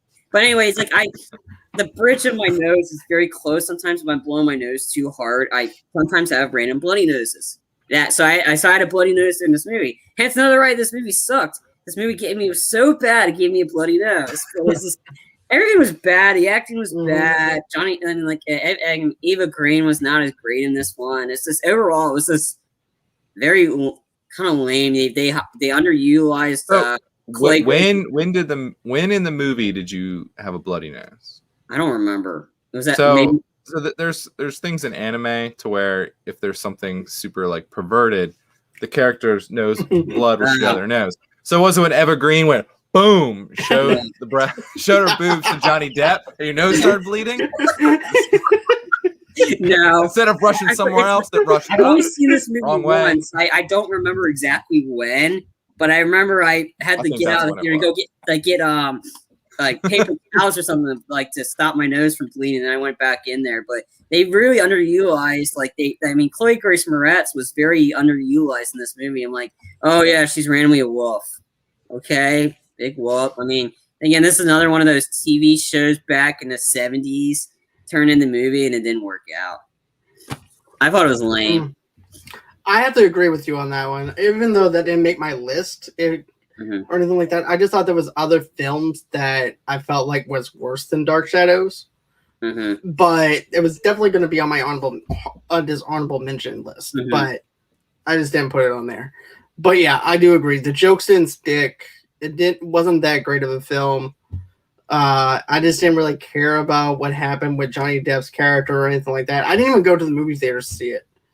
I didn't pay money to see this. I was off after work. Free. I saw it on TV. Free, and I was joking I would have paid money. Like, I just have a credit card, I can buy it and get in or whatever. But no, I mean, I'm glad I didn't pay money for this. This was shit. Yeah, it was one of Tim Burton's worst films, aside from Alice Through the Shooting Glass. I mean, Alice through the shooting glass. Spoilers 2016 on John. Looks like that might be every one of the ones out in 2016. Right. It's gonna be. So let's see here. Sorry, I'm good to your number 5. Okay. I have The Hobbit, The Unexpected Journey. I liked aspects of the film. I love the opening scene. I loved seeing, I loved it. I really did. I loved the very beginning of it. The opening was really great. What did it for me was the action sequences and things like that is what made me not like it, because it was like too flashy. You didn't get to see anything that's really happening in the film or anything like that to get an understanding of what character is actually in danger, what characters are not in danger.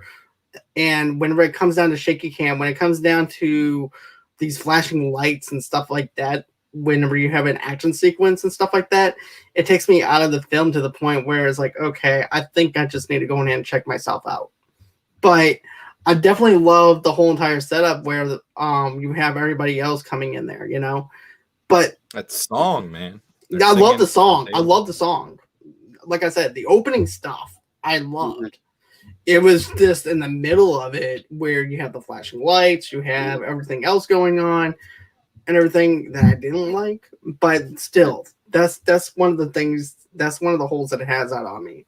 And Sean, I'm glad that you love The Hobbit, but the random GoPro shots took me out of. Yeah, that's what I'm talking about. The GoPro shots and stuff like that is what took me out of the film.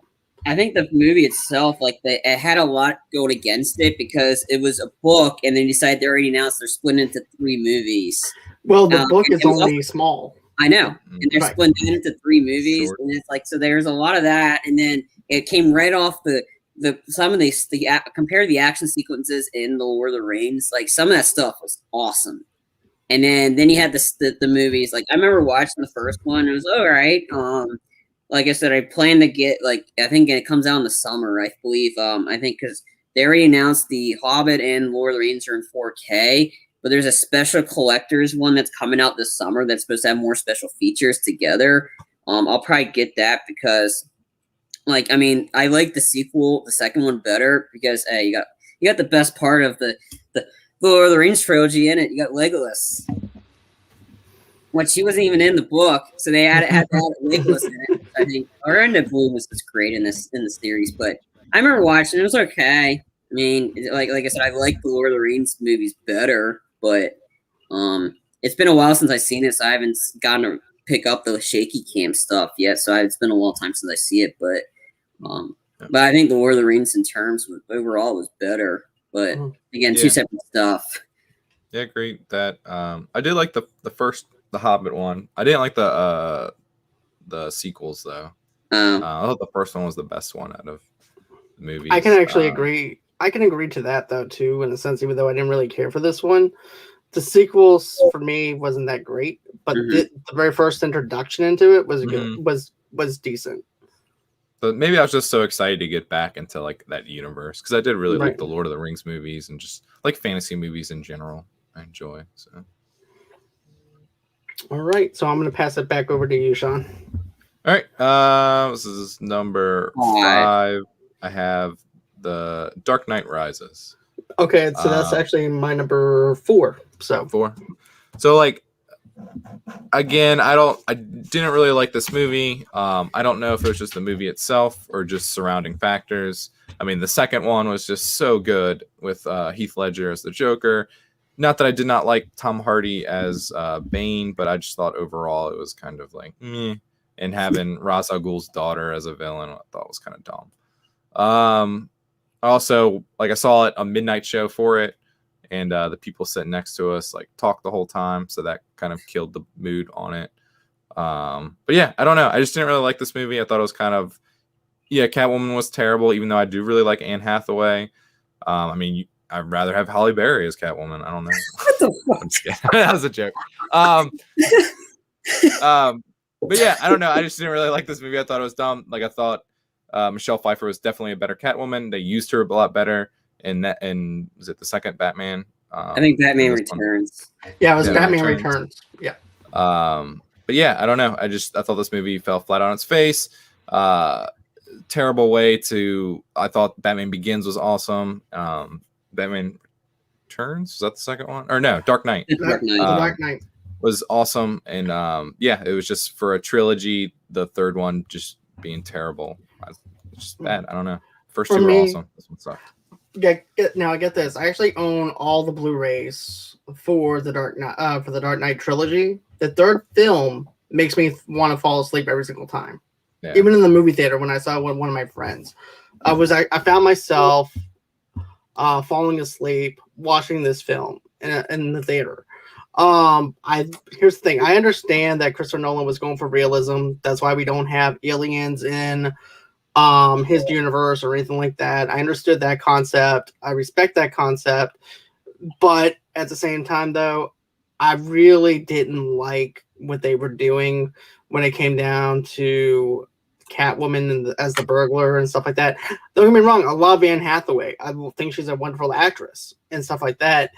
And I think that if they would actually gave her maybe a little bit more things to do and everything in it, I might actually like her a lot more. But I didn't like her costume either. I thought it was pretty. Yeah, that's where the realism comes into play. Yeah. Because if it's supposed to make it look like somebody can really do this, including the stuff with Bane, that's one of the other complaints I had was the fact that it wasn't actually the chemicals that makes him muscular or anything like that. They didn't use that concept into this universe, which is something I wanted to see, especially coming after that horrible Batman and Robin movie. But they didn't use it. Also, I also didn't like the muffled voice that they had for Bane for Tom Hardy. Tom Hardy's a great actor, but I couldn't really understand what he was saying in the movie theater. It's not like you can put subtitles on during a movie or anything like that. But and then, of course, now the cinematography, as far as the choreography goes, with him breaking Batman's back, I do appreciate them paying homage to them breaking his back. But at the same time, though, it didn't really do anything for me, especially with him coming out of that hole that Bane came out of and everything, where he was reborn again. Yeah. And then also, come on, even with the bomb tied up and towards the end of it, that was not even realistic at all. Yeah, the best scene was definitely when he goes against Bane and gets his back broken. Maybe he's wondering why you should shoot a man before throwing a plane. But yeah, I understand. I had this in my top as 10. I enjoyed this movie. I highly disagree with you, Tim. I thought Anne Hathaway was the best. Was great in this one as Catwoman. I think the new Catwoman is going to be absolute crap. Then again, I think the new Batman movies is going to be crap in general. But I mean, I think Anne Hathaway did a good job in it. I liked her character. I thought she was funny. I mean, she was just the burglar, but that's who Catwoman is, the burglar. I think the reason for the no chemicals in the back, I think it was very cartoonish. But yeah, I agree. I think they could have had her. I wanted her as more of it. I think we could have used more Catwoman in that movie, maybe less of Talia or whoever the hell Asghul, whatever. But I liked the movie. I thought the action sequences were cool. That opening sequence where they first introduced Bane in the plane and it breaks, I thought that scene was well shot. I enjoyed the movie for what it was. That's why I had it as my number 10. I thought it was the perfect. Is it as great is it as best as The Dark Knight? No, it's not in there. Dark Knight is in its own category, and it got snubbed for Oscars. So yeah. I said, and I've said it before, you guys screwed over The Dark Knight. But like I said, for the movie, I enjoyed it. I thought the final battle sequence of like police officers and Batman taking on Bane and his goons, that was well shot. I mean, there's a lot of stuff I liked about it. I mean, I think it was there's no, and then of course the controversy around it that probably was like kind of like messed it up too. But I think it was already in a losing category because it was going to have to go right up against Dark Knight. And did you like the whole Robin thing with Joseph Gordon-Levitt? I thought that was cool. I thought he was cool. I mean, I liked him, and I liked him working with the Jim Gordon. I didn't know it was Robin until the end, and I thought I was really hoping they set him up as Nightwing, which I think that would have been a cool thing to continue on. That's what my dad wanted, to have him continue on with the story. I thought they would have done that. I thought that would have been cool. Poor Michael Caine didn't get much in this one, which I was a little bummed on that he just left him. I'm like, geez, you're his butler. Why'd you leave him? I mean, Batman's selfish. There's flaws in it, but was there enough flaws in it to make it in my worst? No. Like a lot of my positives outweighed the losses, like the negatives about it, and that's why I had it in my top 10. It's my number 10. Okay. Yeah. So I'm gonna shoot it back over to you, Charlie. Okay. My number 5, I had Wrath of Titans, which is the sequel to Clash of the Titans. This sequel was terrible. I'm like, you definitely underutilized Liam Neeson. You definitely underutilized Ralph Fiennes. Rosamund Pike was in it, but she was annoying the whole time. It's just the sequel to the Clash of the Titans, which I didn't really care for, the first one, honestly. Sure, the set pieces were okay, but everything was just bad about it. I mean, you kill off the 2 best characters in the movie. Come on. Like, this was very bad. Like, first one's okay if you're into that. I wasn't. But don't watch the sequels. Like, I'm like, geez, Wrath of the Titans, geez. How about Wrath of My Fists? That should be my title. I mean, like, whoever decided to make this. Yeah, and poor Sam Worthington. I mean, geez, he's got bad raps after bad raps. Well, luckily he still got his Avatar movie, so he's okay. Yeah.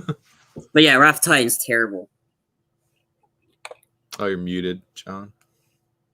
He did play Man on a Ledge back in 2012 as well. I mean, that was decent. That was a lot better than that. Right. And here's the thing. That movie, remember, I actually had the Titans on my last worst section. Remember that? Oh, yeah, 2010. Yeah. Okay. I actually had that, but I didn't go back and watch the sequel because I'm like, if I'm going to torture myself, I'm going to torture myself with something else. I'm not going to sit through. I'm not going to sit through a sequel to a film that I didn't like the first go round. So why spend money going and seeing a sequel of it? So I didn't even bother seeing it. Yeah, I didn't. I thought the first one was okay. Yeah, I wanted to see it, but I never got around to it. It came out right when The Losers came out. I'm like, we're after Clash of Titans or Losers. I'm like, I'm going Losers. Mm-hmm. Losers, such a great movie. I love that movie. Yeah. You gotta do a review for it soon. Agreed. All right. So I think you're on your number 4, John. Actually, yeah. I think it's 3. Okay, Sean, you're on your number 4. Unless you already said that. Yeah. I have some stuff jumping around. I can give my next one though, whatever the lowest one is, 4 or whatever. I got Twilight Saga Breaking Dawn Part 2. I just threw this on here just because I've seen parts of it and just the acting's just terrible, and it's been like that since the beginning though, so I don't know why I would expect any better. But yeah, Cookie Monster in it. I just kind of I had to throw it in there just to have it on this list because I feel like it should be. Right. I stopped after the 3rd one. I'm like, I don't need to see any more of these. For me, I felt like, here's the thing. I did not like the Twilight movies or anything like that.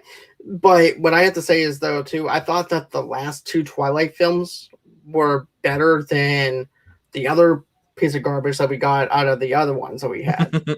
So I feel like, the storytelling was better. The dialogue, no. Acting, no. But storytelling wise, I thought it was better than what we got.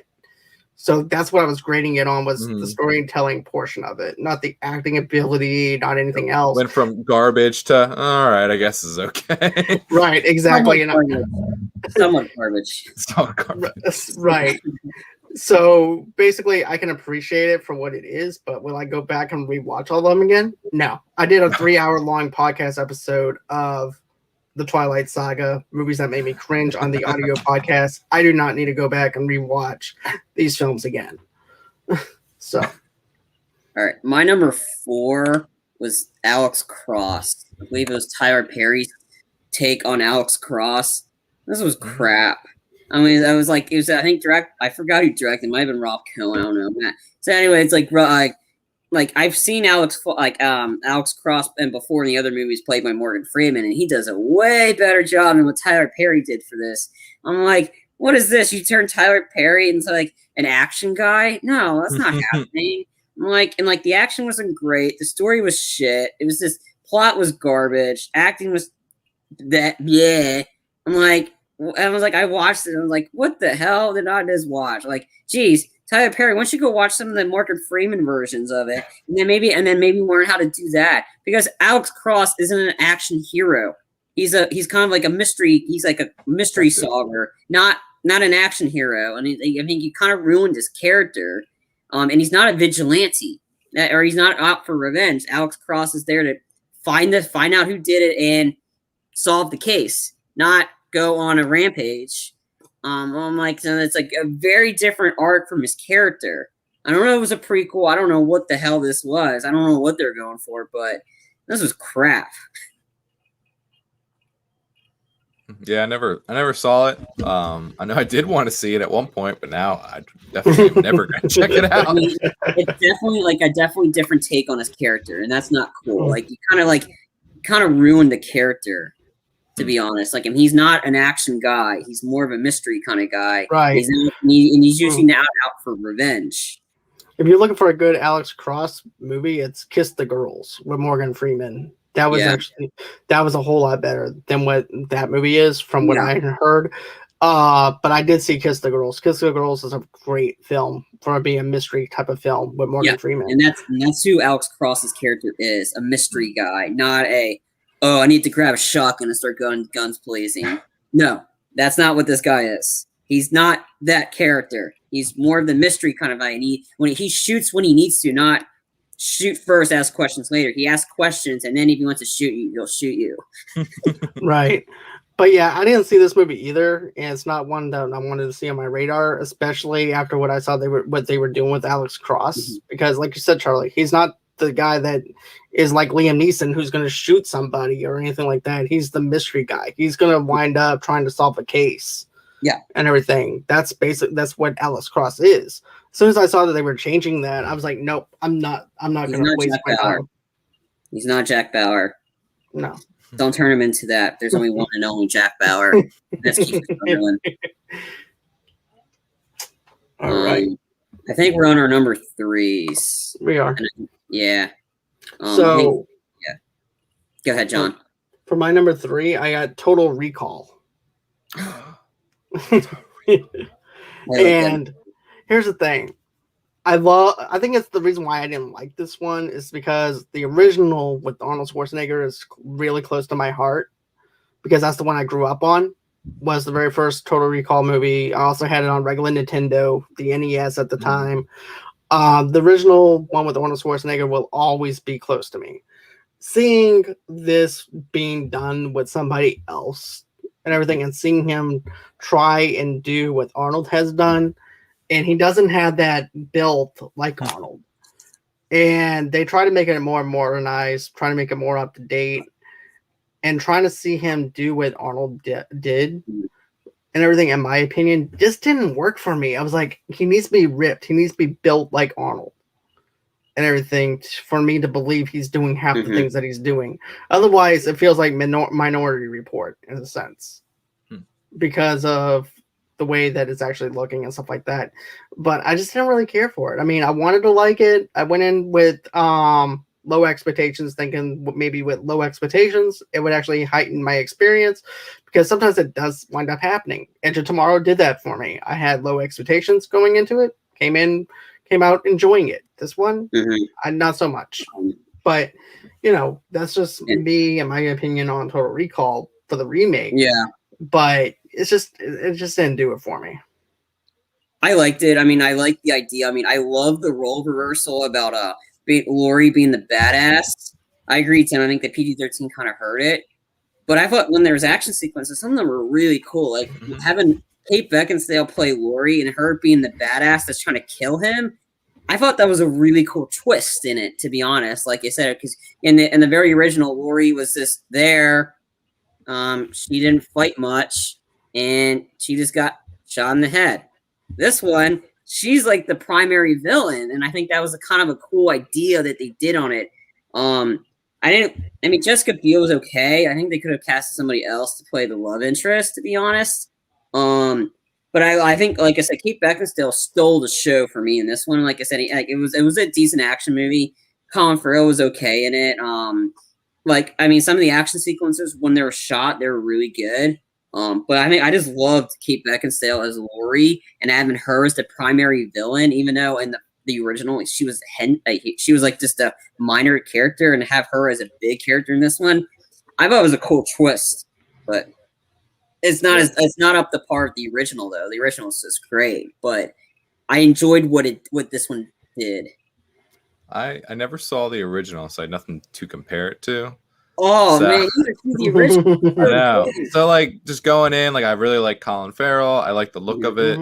I like the noir, sci-fi noir type thing going on. So I mean, I really enjoyed it. I thought it was really good. I've seen it a few times. You gotta see the original, Sean. It's so good. It's like it's very Arnold-esque, very violent. Like I'll see you at the party. It's like I'll see you at the party, like that. I'm like, you think this is Quaid? It is. It's just like this random cheesiness of it, and like the action in it is so good. It's very before Paul Verhoeven went crazy. It was Paul Verhoeven was on a streak of these good, and there's a lot of blood quips in it, and that's where he's really good at the blood quips, like RoboCop, the original, so good. Starship Troopers, good movie too. This one. Good movie. Then he went off the road. Then he went off the road, like that.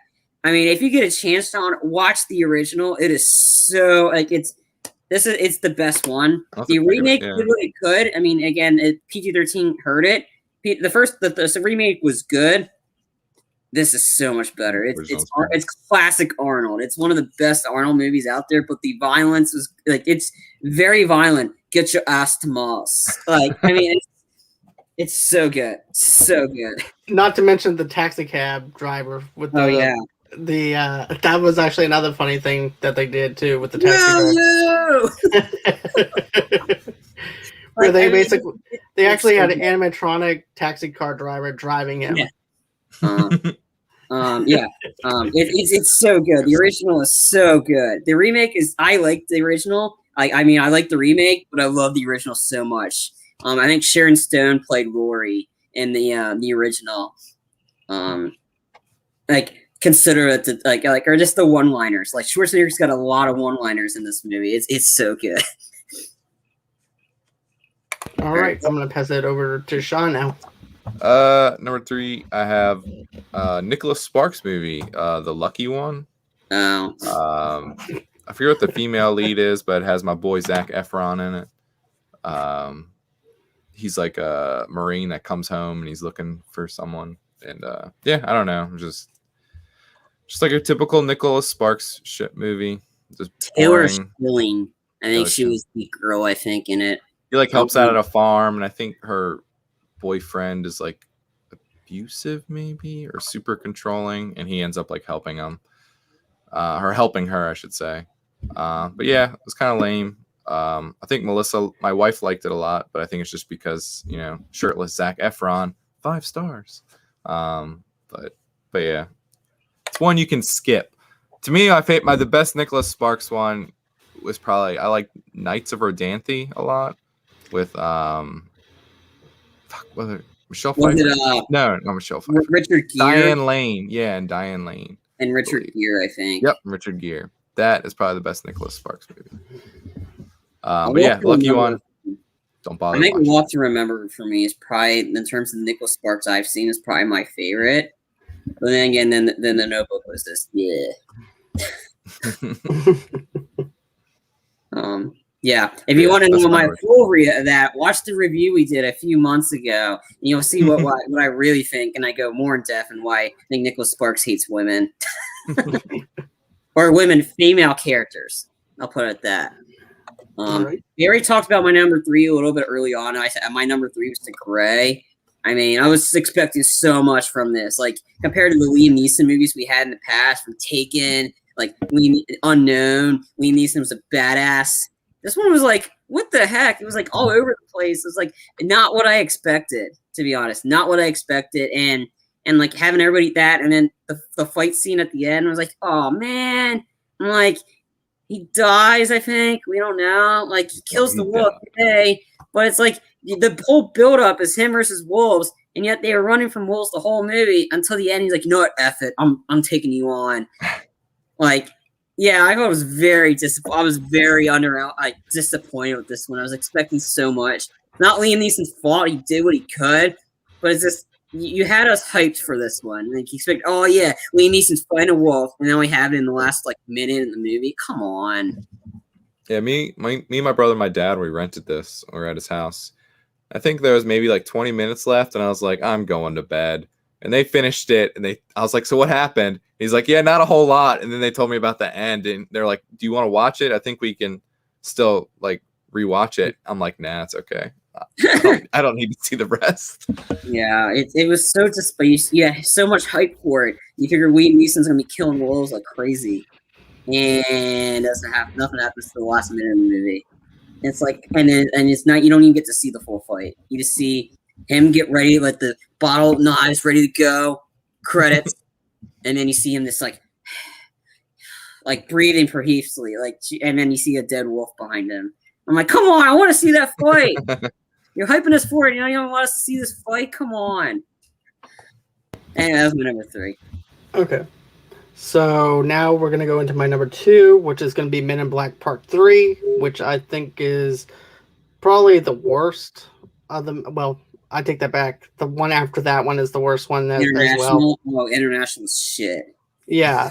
But Men in Black 3, definitely a train wreck rating to happen. I just didn't really care for it. The jokes didn't really land. I understand what they were going for, trying to get Tommy Lee Jones back and everything, with his mind being erased and stuff like that, and trying to convince him that he was actually a person who was actually part of the. No, that was the second one. The third one is when he goes back in time. Right. Well, back in time. That's right. That's right. He goes back in time. Well, anyways, I enjoyed the first 2 films. He has to talk with Thanos. Like, because Josh Brolin was the younger. Well, still, I enjoy the first 2 films. The third one, not so much. Anyways, Either way it goes. Them going back in time, I really didn't really care about anything that happened in his past or anything like that. I just thought it was kind of bland. Didn't really stick well. The jokes didn't really land as well as the first 2 films. I felt like some of it was very, very repetitiveness of the first 2 films. We already know that Tommy Lee Jones is going to have the big gun, even whenever he's his younger self. Then, of course, we also know that Will's going to have a small gun. Then we know that he's going to at that time, he was like the Kevin Hart of Men in Black.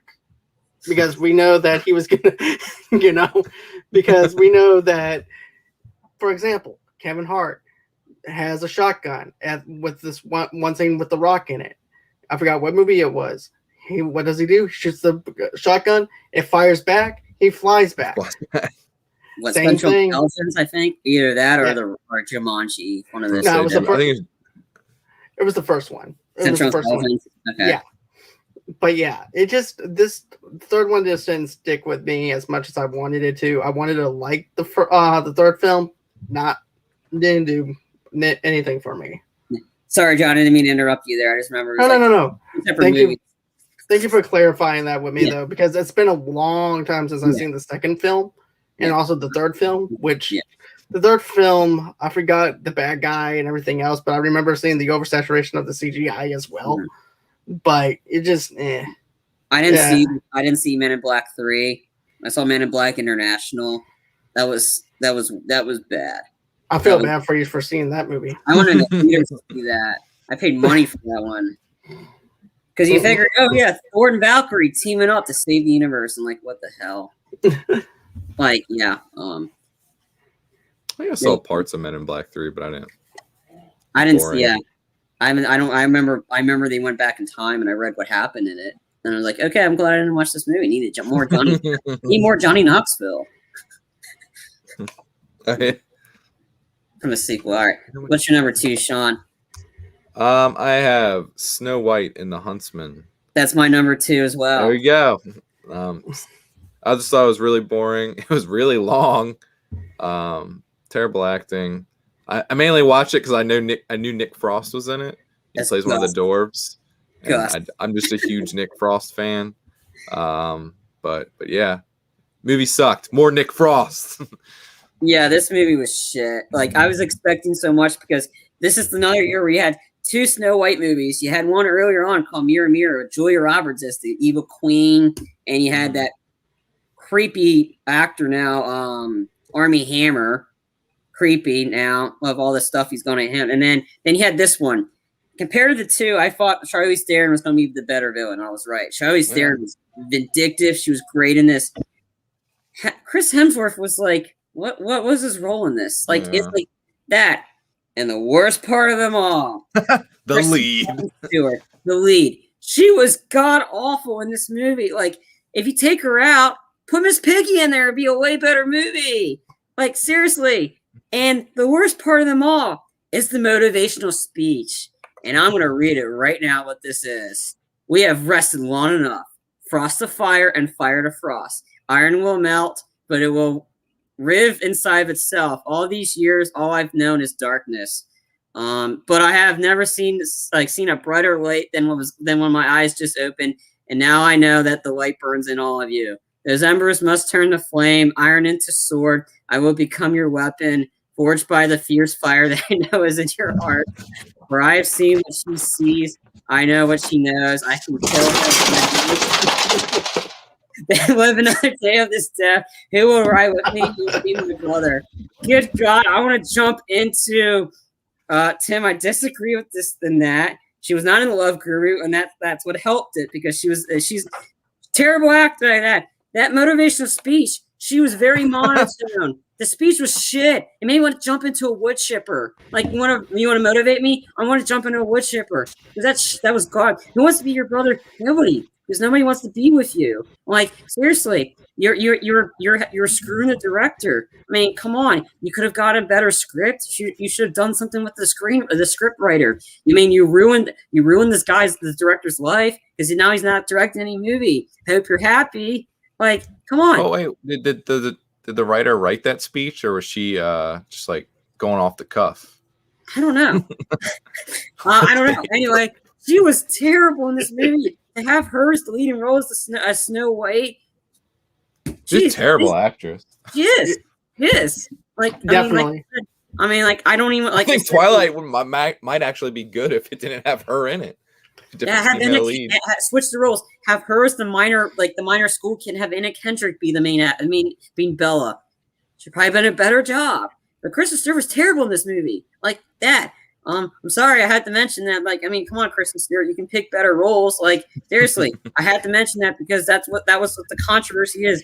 You ruined this guy's marriage. The guy was married, and yet you still wanted to be with him. I'm like, what? What did you figure? You're gonna get a better part in this movie? I mean, you're the main freaking lead. Your hair is terrible in this. God, I'd rather have the Disney. Is that why you watch movies, Charlie? What? Judging their hair? No.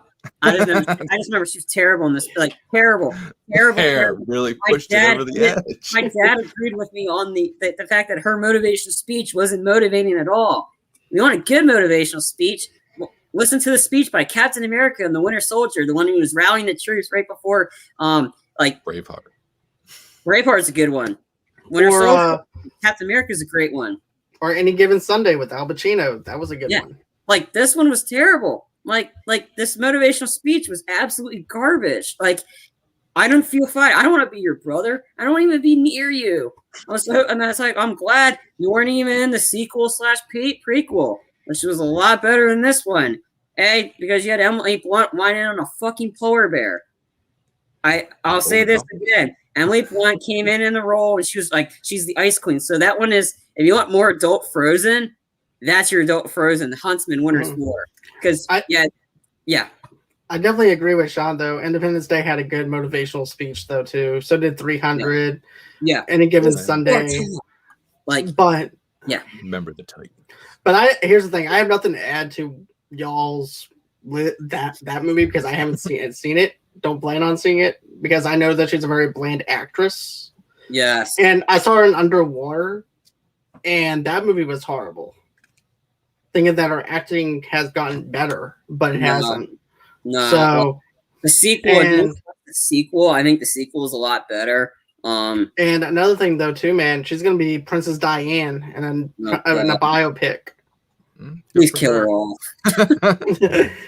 Like, I mean, I don't know. It's like the sequel. I like that one because it had, like I said, I call that the more adult version of Frozen because Charlize Theron is in that one as well. Mm-hmm. That one's a sequel / prequel. There's prequel elements. It's more focused on the best part of this movie is the Huntsman, but it was very underutilized. Like everything about it was bad.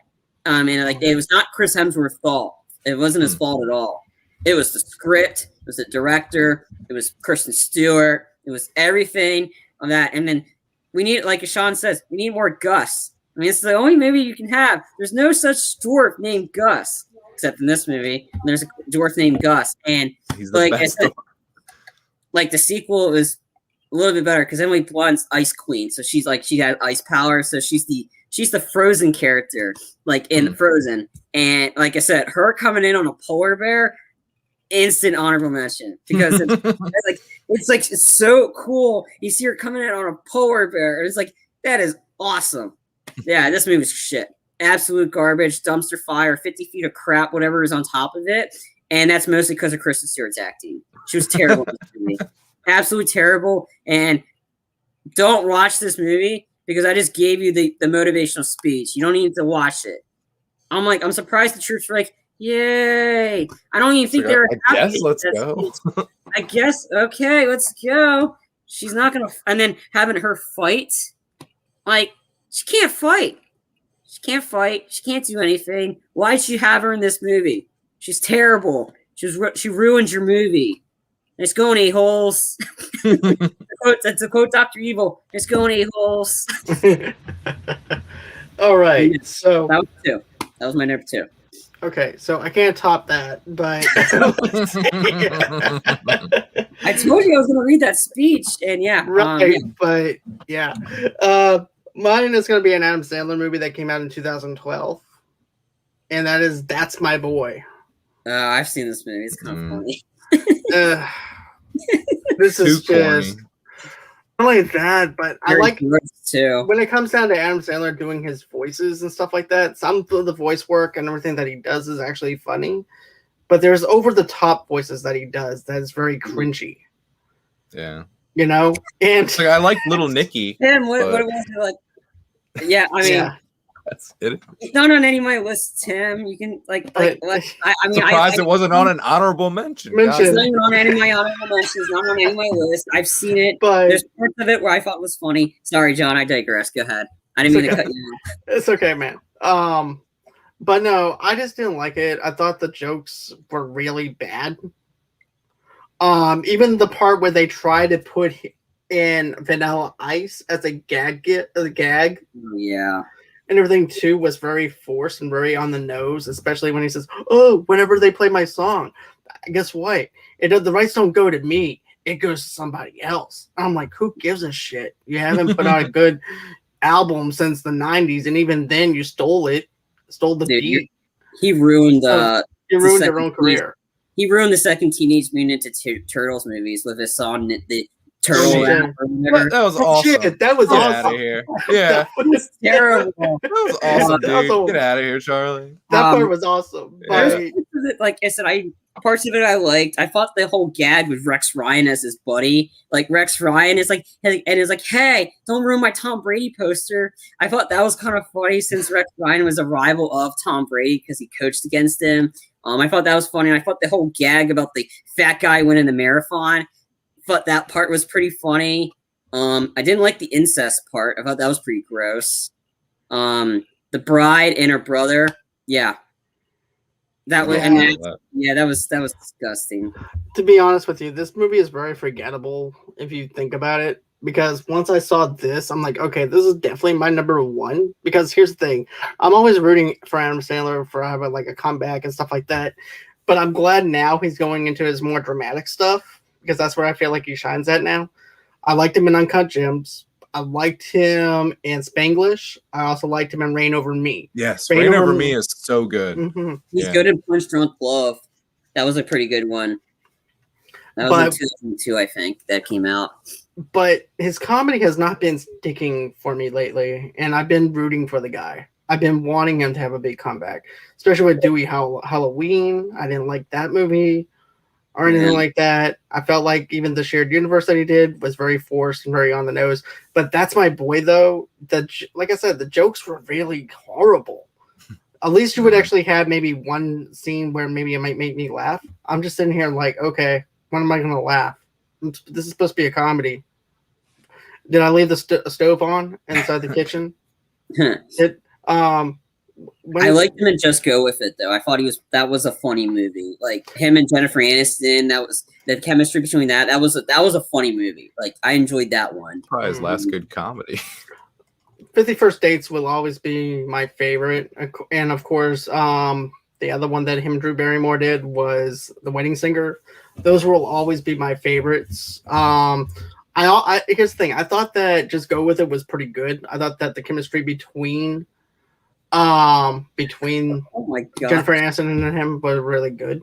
Sorry, I'm laughing. Yep, I agree. Yep. I do not agree with that one. Nope. Love Guru so much better than That's My Boy.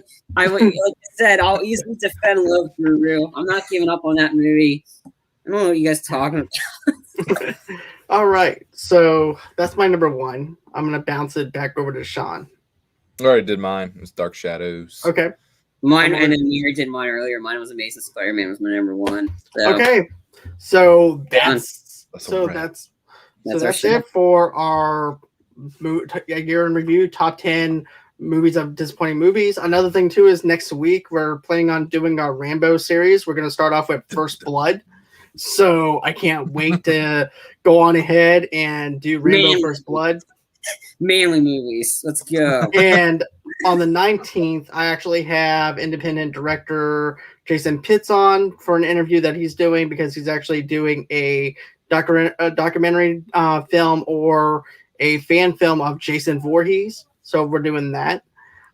Here's the thing, Tim. I actually said John Carter was actually one of my favorite movies for 2012 because it was underrated. I really liked the storytelling. I really liked the acting in it. I just didn't really feel like it deserved to be on that list because of the fact that it got poorly. The PR department screwed the pooch on that and everything. That's just me, in my opinion. It's like Disney ruined a lot of stuff.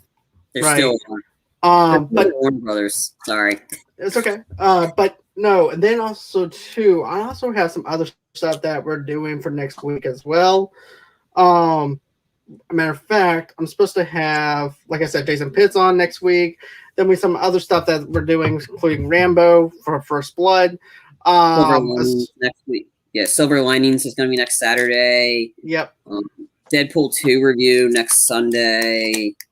I believe tomorrow, Saturday, you and I are going to try to do the review for the new Angelina Jolie flick, Those Who Wish Me Dead. And I think tomorrow, John and I will be back. This is a new show we got going on. It started with one of our last podcasts, and it's pretty much the title of our show is going to be John and Charlie Ruin Your Childhood. And essentially, it's going to be like tomorrow's topic. It was a question that was posed to John and I and Frenchie, and it was asking if you can replace any movie character in any movie with a Muppet character, who would it be and why? We just went off the rails in that one. I'm like, we got a segment. So that's everything that we have going on over here at Movie Lovers Unite. Another thing too, guys, if you guys want to donate to the page and show us some love over there, just go on ahead and donate a couple of $5 or $10 towards us by going to www.gofundme.com/Movie Lovers Podcast. Also, too, if you want to go on ahead and get an audio only podcast of this episode or many more of our episodes and everything too, you guys can go on ahead and do so where you guys get your podcast from. Another thing too, guys, is you can go on ahead, like, share, tell us what you think. Don't forget to subscribe to our YouTube channel. Another thing too, you guys can also go on ahead, follow us at Movie Lovers TV Lovers Unite on Facebook, underneath the same name on Pinterest, and also too on as well as on Instagram. Go on ahead and also too follow us at Movie Lovers Unit on Twitter and also too on Stereo. I'm also a part of Schmoes of the North. What is Schmoes of the North? It's actually home of Schmodown. Schmodown is basically a WWE kind of style of movie trivia and things like that. And I'm actually part of Mount Schmodown. So Mount Schmodown is where we talk about other players that have competed in the Schmodown and stuff like that and reminisce about things that they've done. We have a great show coming up at 3 o'clock Central Time, 4 o'clock Eastern on that channel as well. And that's everything that you need to know about Movie Lovers Unite. Of course, Brandy, Ghost Rider came out in 2012. Yeah. I didn't see the movie, so therefore couldn't tell you if it sucked or not. I saw there's parts of it I liked. Him, like some kid asking how do you go to the bathroom, and then you see the scene of like him with a black screen, like just him going bathroom. It's nothing but fire coming out or whatever. It was directed by the guys that did Crank, so this one was like definitely over the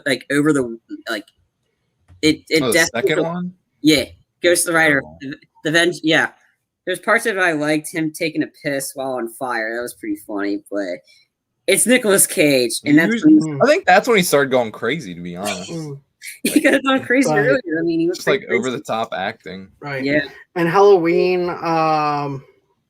I'm not sure if you're talking about Doobie Halloween or just Halloween that came out in the first one came out in 2007. The second one came out in 2009. So that doesn't really follow up with 2012. But yep, The Waiting Singer is definitely a great film. And okay, guys, go on ahead, like, subscribe, do all that stuff. Show us some love at Movie Lovers Night. And always until next time, strap down your headband and join us for Rambo First Blood. And always until next time, guys. Bye-bye.